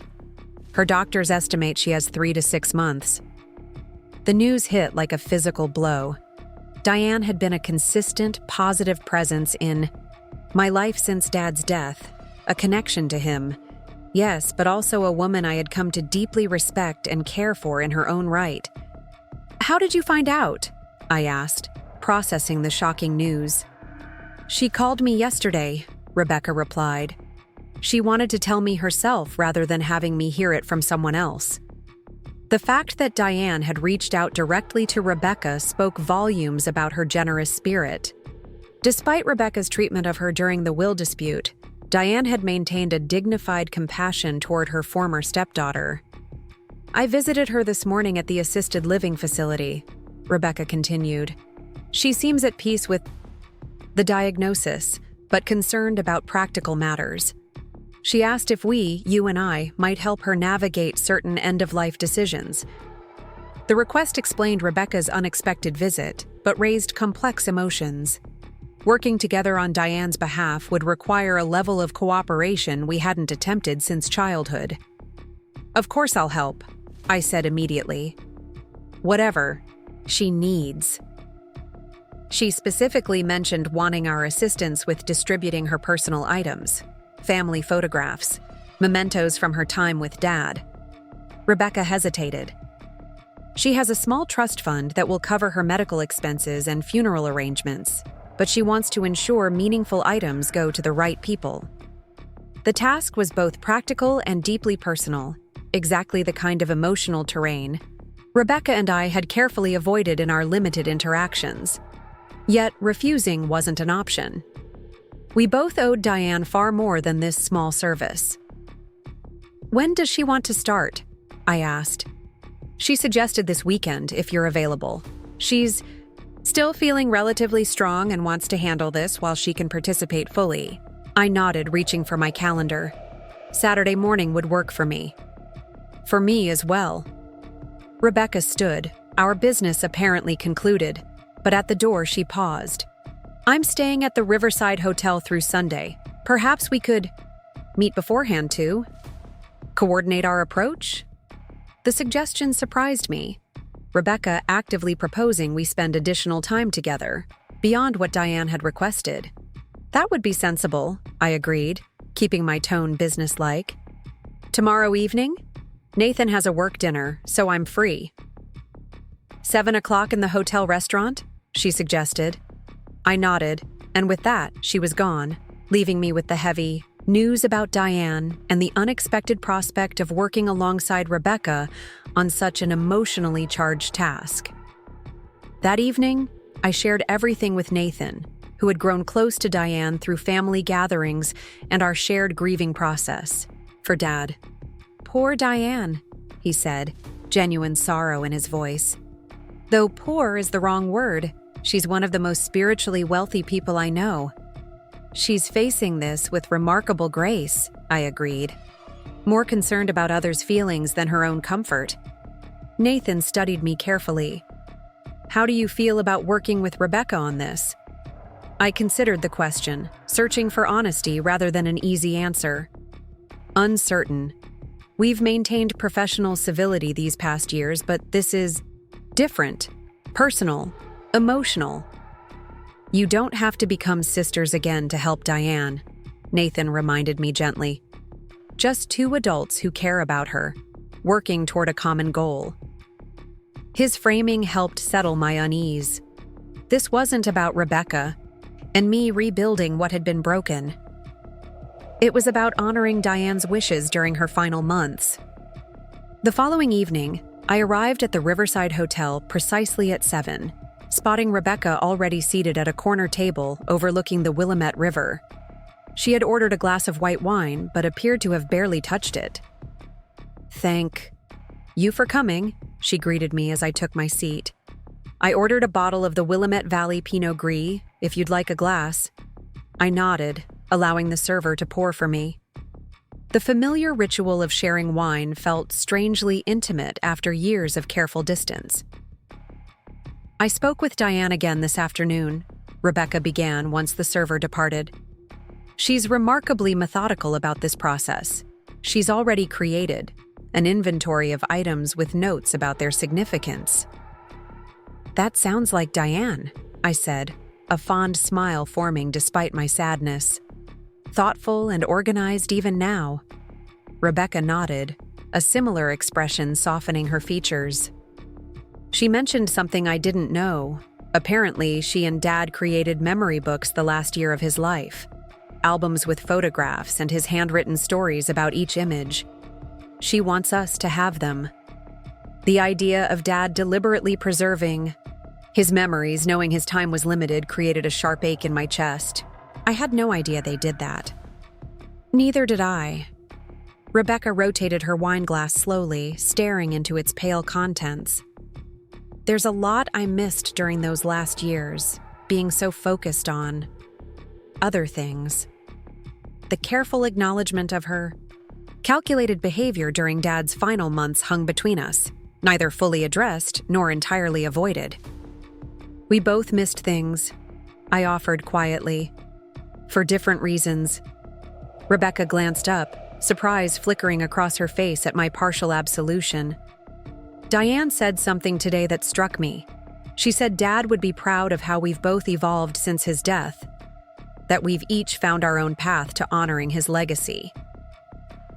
The observation was classic Diane, generous, insightful, focused on growth rather than shortcomings. She sees the best in people, always has. Even me, Rebecca said, a note of wonder in her voice. After everything I did, she still treats me with kindness. Not fake politeness, genuine care. That's who she is, I replied. It's why Dad loved her so much. We sat in momentary silence, the mention of Dad's love for Diane creating a rare moment of complete alignment between us. Whatever our differences, we both recognized the beautiful relationship Dad had found late in life. I have a proposal for tomorrow, Rebecca said eventually. Rather than both of us hovering while Diane explains every item, perhaps we could take turns. one of us documenting her wishes while the other helps her locate things. It might be less exhausting for her. The suggestion was practical and considerate. That's a good approach. We should also set a time limit, maybe 2 hours maximum. She'll push herself too hard otherwise. Rebecca nodded, making a note on her phone. Agreed. And we should bring lunch, something light that she enjoys. The chicken salad from Riverside Deli, I suggested. It's her favorite. With the cranberry walnut bread, Rebecca added. She mentioned it once. Another moment of unexpected synchronicity. We both knew small details about Diane's preferences, had both been paying attention in our own ways. As we continued planning, our conversation remained focused on Diane's needs rather than our complicated history. Professional cordiality gradually gave way to something more natural. Not warmth exactly, but a shared purpose that transcended our usual caution. By the time we'd finished our meal and confirmed our plans for the following day, I realized we had managed the longest in-person interaction since Dad's death, without tension or defensive positioning. Progress of a sort, born from circumstances neither of us would have chosen. The next morning dawned clear and bright, autumn sunshine casting a golden glow over Portland as I collected the lunch order and drove to Diane's assisted living facility. Rebecca's rental car was already in the visitors' parking area when I arrived. I found them in Diane's apartment, Rebecca helping adjust pillows on the sofa while Diane directed her with gentle humor. Not too many, dear. I'm not quite at the invalid stage yet. How are you feeling today? I asked, setting down the food in the kitchenette. Diane turned to me with a warm smile, her complexion paler than usual, but her eyes bright. Grateful? For this beautiful day and for both of you making time to help an old woman sort through her treasures. You're hardly old, Rebecca protested, arranging a light blanket across Diane's lap. 78 is plenty old enough to call myself whatever I please, Diane replied with a mischievous smile. Now, shall we begin? I've arranged everything in categories to make this easier. Over the next 2 hours, we moved methodically through Diane's carefully organized possessions. Family photographs were divided between her nieces and nephews. Jewelry was designated for specific loved ones, with stories attached to each piece. Books were to be donated to the library where she had volunteered for decades. Rebecca and I alternated roles as planned, one documenting while the other helped Diane locate items. The system worked smoothly, allowing Diane rest periods without halting progress entirely. When we reached the section she had labeled William, Diane grew more solemn. These items connect to your father, so they rightfully belong to both of you. She directed us to her bedroom closet, where a stack of leather-bound albums sat beside a small wooden chest. The memory books I mentioned, and a box of keepsakes William wanted preserved. Rebecca carefully brought them to the living room table, her movements gentle as if handling fragile artifacts, which, in an emotional sense, they were. William knew his time was growing short, Diane explained, her voice soft with memory. He wanted to ensure his stories weren't lost. So we spent weekends going through old photographs, and he recorded the memories associated with each one. She opened the top album, revealing Dad's familiar handwriting beneath carefully arranged photographs. The first page showed him as a young man standing proudly in front of the original Mitchell real estate office. Just a small storefront then, nothing like the substantial company it had become. Date, opening day of Mitchell Real Estate. I was terrified and exhilarated in equal measure. Had no idea if I could make this work, but failure seemed less frightening than never trying. First lesson in business. Courage isn't the absence of fear, but the decision that something else is more important than fear.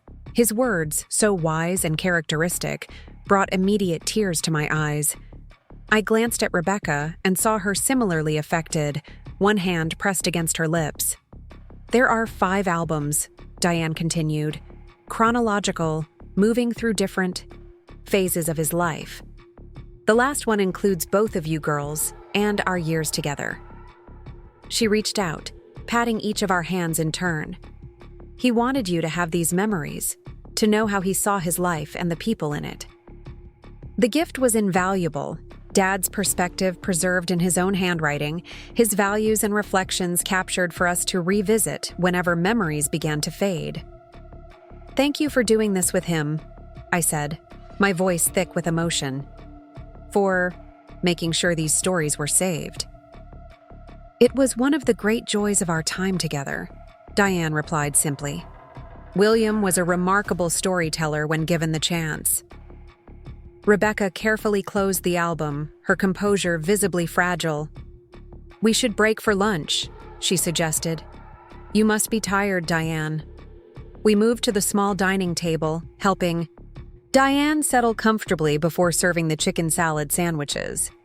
Conversation flowed more easily than I would have expected, centered around memories of Dad that prompted gentle laughter rather than renewed grief. "He was absolutely hopeless with technology," Diane recalled, her eyes twinkling. "Remember when he accidentally set his phone background to that unflattering photo taken mid-sneeze? He carried it around for weeks because he couldn't figure out how to change it back." "And refused to ask for help," I added, smiling at the memory. "He said he was developing a relationship with the darn thing." "Stubborn pride," Rebecca contributed, her own smile tentative but genuine. "He once drove 15 miles in the wrong direction because he didn't trust the GPS. The shared recollections created a temporary bridge across our differences, not erasing the past, but allowing us to access the positive memories that existed alongside the painful ones." After lunch, we continued sorting through Diane's belongings, completing the inventory with detailed notes about each item's destination. By mid-afternoon, Diane's energy was clearly waning, despite her protests to the contrary. "I think that's enough for today," I said firmly. "We've documented everything important." "There's just one more thing," Diane insisted, reaching for a small envelope on her side table. "This is for both of you. Not to open now, later, when you're ready." Rebecca accepted the envelope with a questioning look. "What is it?" "Just some thoughts I've had, watching you both these past years," Diane said cryptically. "Nothing that can't wait for the right moment." We didn't press further, respecting her evident desire to leave the contents mysterious for now. After confirming plans to help implement her distribution wishes over the coming weeks, we said our goodbyes, each hugging Diane gently before departing.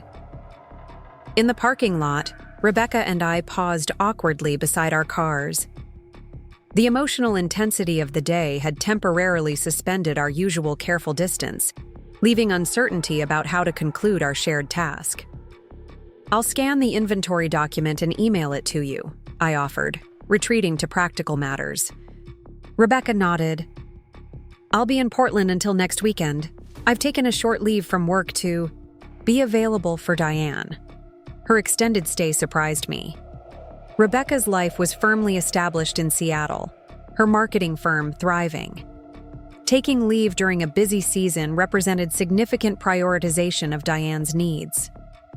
"That's good of you," I said sincerely. "I'm sure she appreciates having you here."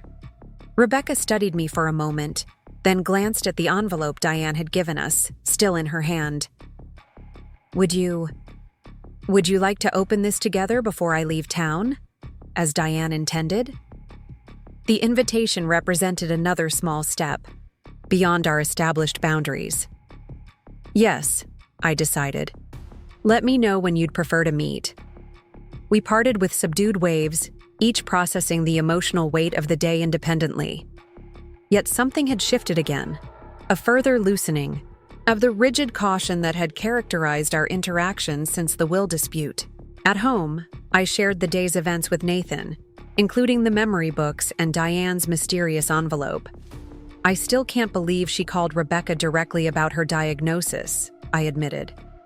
"After everything Rebecca did during Dad's illness, and the will dispute." Nathan considered this thoughtfully. Perhaps that's precisely why Diane reached out to her. She recognized an opportunity for healing before she's gone. The insight resonated with Diane's gentle wisdom. You think she's orchestrating reconciliation as her parting gift? Not manipulatively, Nathan clarified, but she loves you both in her way. It would be natural for her to hope for peace between you before she's no longer here to witness it. Whether intentional or not, Diane's request for our joint help had indeed created space for a different kind of interaction, one focused on shared purpose rather than past grievances. Working alongside Rebecca today had felt not comfortable exactly, but less strained than I would have anticipated. The following weeks established a new pattern. Rebecca and I visited Diane separately most days, but came together weekly to handle more complex tasks related to her end-of-life planning. We accompanied her to meetings with her attorney, helped organize her financial documents, and began delivering designated items to their intended recipients. Throughout this process, our communication gradually evolved. Text messages became more frequent, briefly updating each other about Diane's condition or confirming logistical details. Our in-person interactions, while still primarily focused on Diane's needs, occasionally included moments of genuine connection. Shared concern when Diane had a particularly difficult day. Shared relief when a new medication eased her discomfort. We hadn't discussed Diane's envelope again, both seemingly content to leave it for the right moment, she had mentioned. But as her condition deteriorated more rapidly than expected, that moment seemed increasingly urgent. 4 weeks after her initial diagnosis, Diane's doctor informed us that she had likely only days remaining. Rebecca and I established an informal rotation, ensuring one of us was always present while allowing the other to handle work responsibilities and personal needs. During one transition between our shifts, Rebecca arrived at the hospice facility, just as I was preparing to leave. She looked exhausted, the strain of the past weeks evident in the shadows beneath her eyes and the tension in her shoulders. "How is she?" she asked, setting down her bag beside the visitor's chair where she would spend the next 6 hours. "Sleeping peacefully," I reported. "The nurse said she's been comfortable today." Rebecca nodded, glancing toward Diane's still form in the hospital bed. "I brought the memory books. I thought, if she wakes and feels up to it, we could read some entries to her." The thoughtfulness of the gesture touched me. That's a beautiful idea. She loved creating those with Dad. An understanding passed between us. Acknowledgement that we were both doing our best for this woman who had been a positive force in our lives despite the brevity of her marriage to our father. "I was thinking," Rebecca said hesitantly, "perhaps we should open Diane's envelope soon. Before..." She didn't need to complete the sentence. Before Diane's passing made the moment even more emotionally fraught than it already promised to be. "Tonight?" I suggested. "When you finish your shift? I could meet you at your hotel." Rebecca agreed, and we parted with the quiet solemnity that had characterized our interactions throughout Diane's decline. Later that evening, I arrived at the Riverside Hotel with mixed emotions: grief for Diane's imminent loss, apprehension about the envelope's contents, and a strange, unexpected openness to whatever might emerge from this final request of Diane's. Rebecca met me in the lobby, leading me not to the restaurant but to her suite, where she had arranged a small seating area with bottled water and the envelope placed conspicuously on the coffee table. "I didn't want to be interrupted," she explained, as we settled into adjacent chairs. This felt more appropriate. I nodded, understanding her desire for privacy given the potentially emotional nature of Diane's message. Should one of us read it aloud or... "Together, I think," Rebecca decided, reaching for the envelope. That seems to be what Diane intended. She carefully opened the sealed flap and extracted several handwritten pages in Diane's elegant script. Without further discussion, she angled the pages so we could both read simultaneously. "My dear girls, if you're reading this, I'm likely near the end of my journey. or perhaps already gone. Please know that the time I've spent with both of you these past weeks has been among the most meaningful experiences of my final chapter. I've watched you work together despite your painful history, setting aside your differences to honor my wishes. That generosity of spirit has moved me deeply and confirmed what I've long suspected, that beneath the hurt and betrayal lies the foundation of the connection you once shared. William spoke often of his hopes for your relationship, even in those final months when things were already unraveling in ways he couldn't fully comprehend. He expressed confidence that his daughters would eventually find their way back to each other. Not as the same people you were before. Life changes us too profoundly for that. But as the women you have become, with all your hard-earned wisdom and growth. Rebecca, I've witnessed your remarkable journey toward accountability and integrity. The woman who now leads with empathy and principle bears little resemblance to the one who made such destructive choices during William's illness. Your transformation honors your father more eloquently than any inheritance could have. Olivia, your steadfast commitment to doing what's right, even when it's difficult, mirrors the best of William's character. But I've also seen you develop the capacity for measured forgiveness, not erasure of the past, but willingness to acknowledge growth in others, including your sister. I have no dramatic revelations to share, no hidden will or secret inheritance to distribute. Just this observation from a woman who has lived long enough to recognize that family relationships, even broken ones, remain part of our emotional architecture throughout our lives. The legal battle over William's estate is long settled. The money and property have been distributed according to his true wishes. But perhaps there is one final aspect of his legacy that remains unresolved: his hope that his daughters might eventually find peace with each other. I don't presume to tell either of you what form that peace should take. Reconciliation has many faces, not all of them involving close relationship. But I believe William would rest easier knowing you had both found a way to acknowledge the sister-shaped space in your hearts without allowing past wounds to define your future interactions. Whatever you decide, please know that loving William meant loving both of you, in your differences as well as your similarities. You have each brought unexpected joy to my final years, and for that, I am eternally grateful. With deepest affection. Diane. The silence following our reading felt weighted with emotion. I stared at the flowing script, absorbing Diane's gentle wisdom and characteristic insight. She hadn't demanded reconciliation or prescribed specific actions, just offered her observation of possibilities neither Rebecca nor I had fully acknowledged. When I finally looked up, Rebecca was wiping tears from her cheeks, her composure temporarily abandoned. "She sees us so clearly," she whispered. "Both the worst and the best." "That's always been her gift," I agreed, my own eyes damp. Seeing people as they are while imagining what they might become. Rebecca carefully refolded the letter, smoothing its creases with trembling fingers. "Do you think she's right? About the sister-shaped space?" The question hung between us, more vulnerable than any we had permitted ourselves to ask in the years since Dad's death. It deserved an equally honest answer. "Yes," I admitted after a moment's reflection. "Not in the way it existed before. That's gone. But there's something. A recognition that you were once the person who knew me longest in the world, who shared references and memories no one else could understand." Rebecca nodded slowly.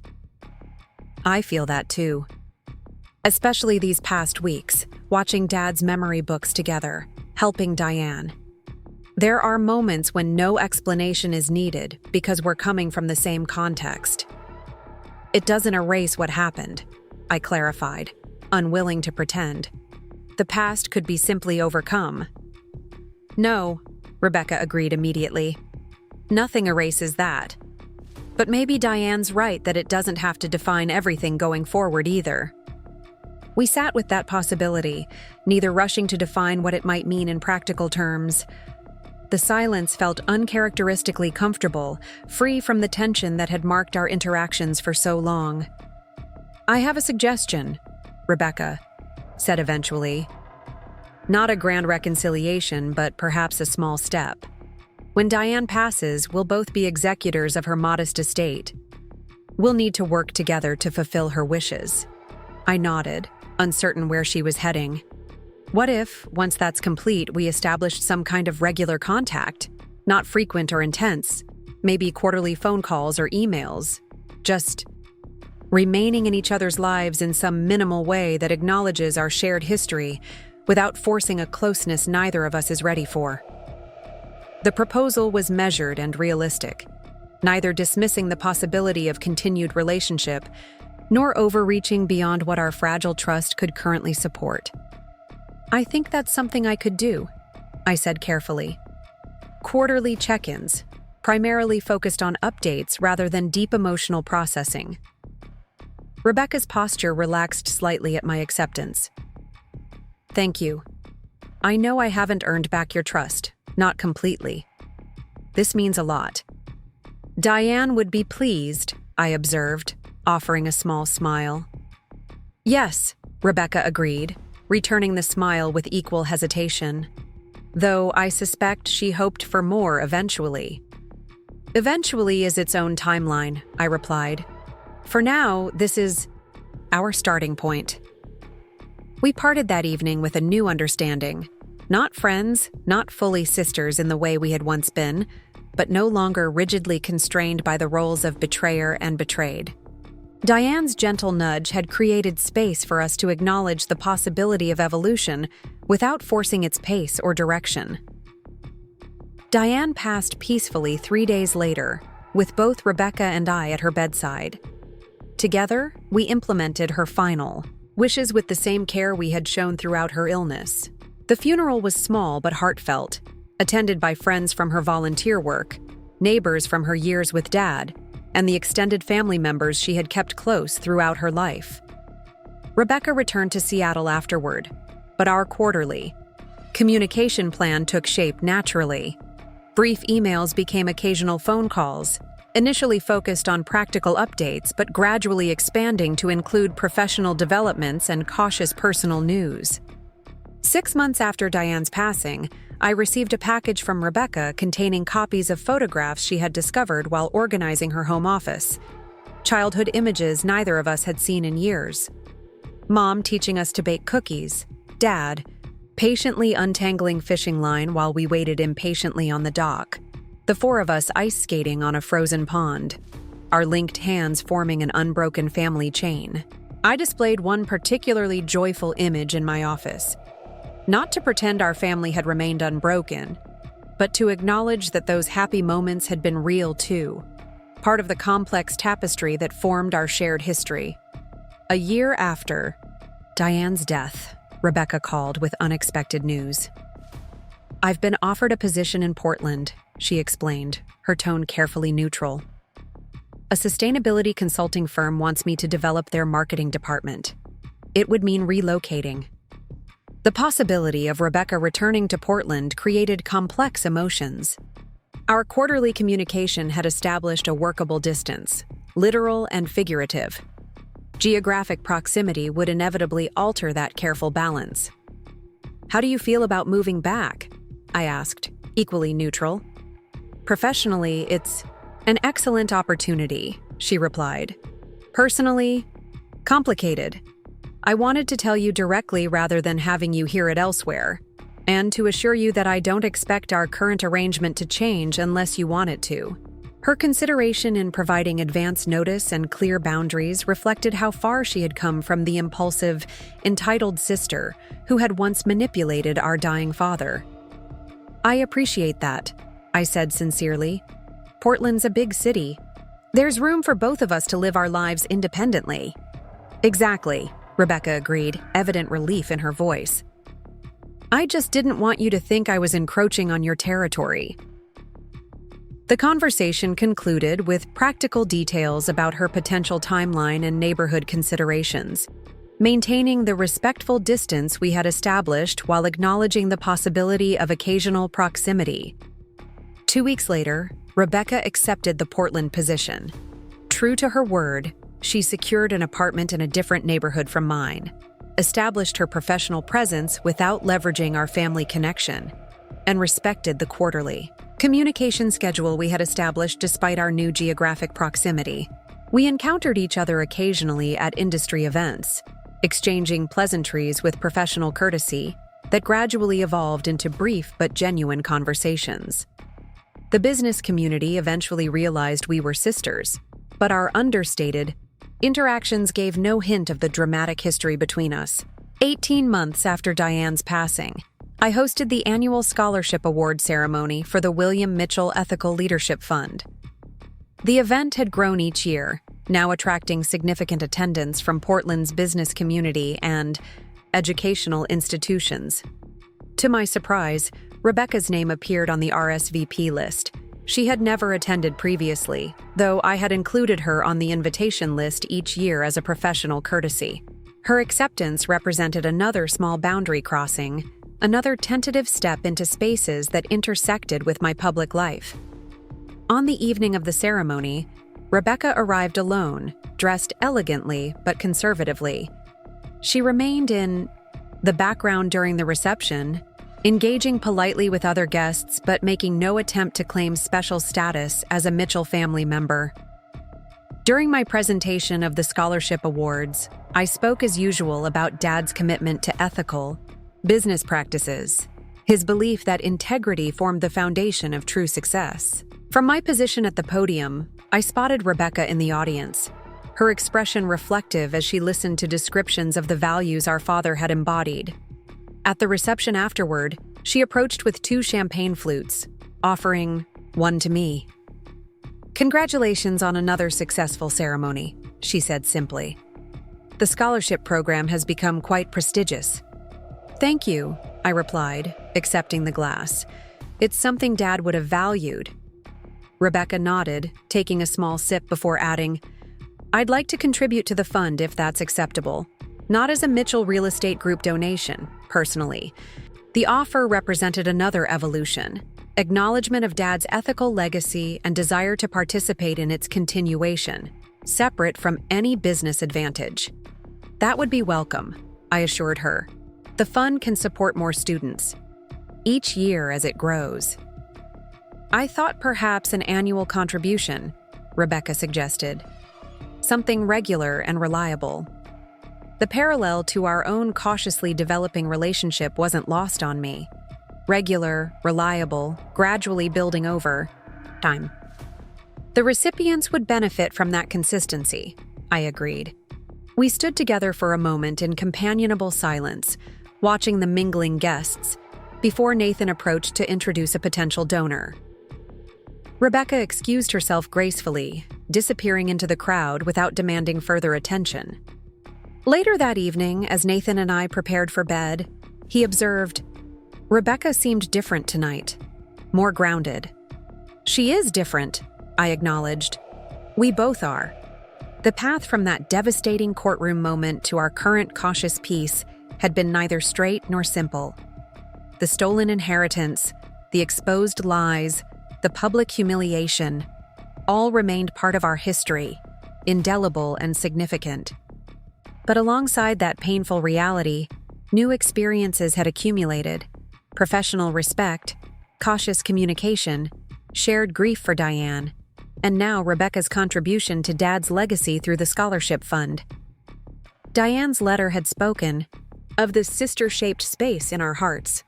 What filled that space now wasn't the uncomplicated closeness of our childhood, nor was it the bitter estrangement that had followed Rebecca's betrayal.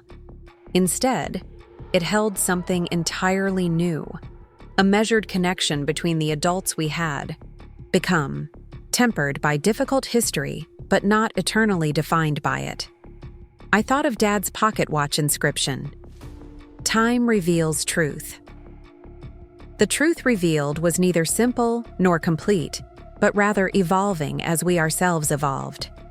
Rebecca had proven capable of meaningful change, of accountability, of respectful boundaries. I had discovered capacity for a nuanced response to betrayal, neither blanket forgiveness nor permanent banishment, but a careful path between extremes. The inheritance Rebecca had once attempted to steal had long since been properly distributed according to Dad's wishes. The material legacy was settled, but perhaps the more significant inheritance, what Dad had truly wanted for his daughters, remained a work in progress. The challenging, imperfect process of finding our way back to some version of family, forever changed, but not irreparably broken. Up next, you've got 2 more standout stories right on your screen. If this one hit the mark, you won't want to pass these up. Just click and check them out.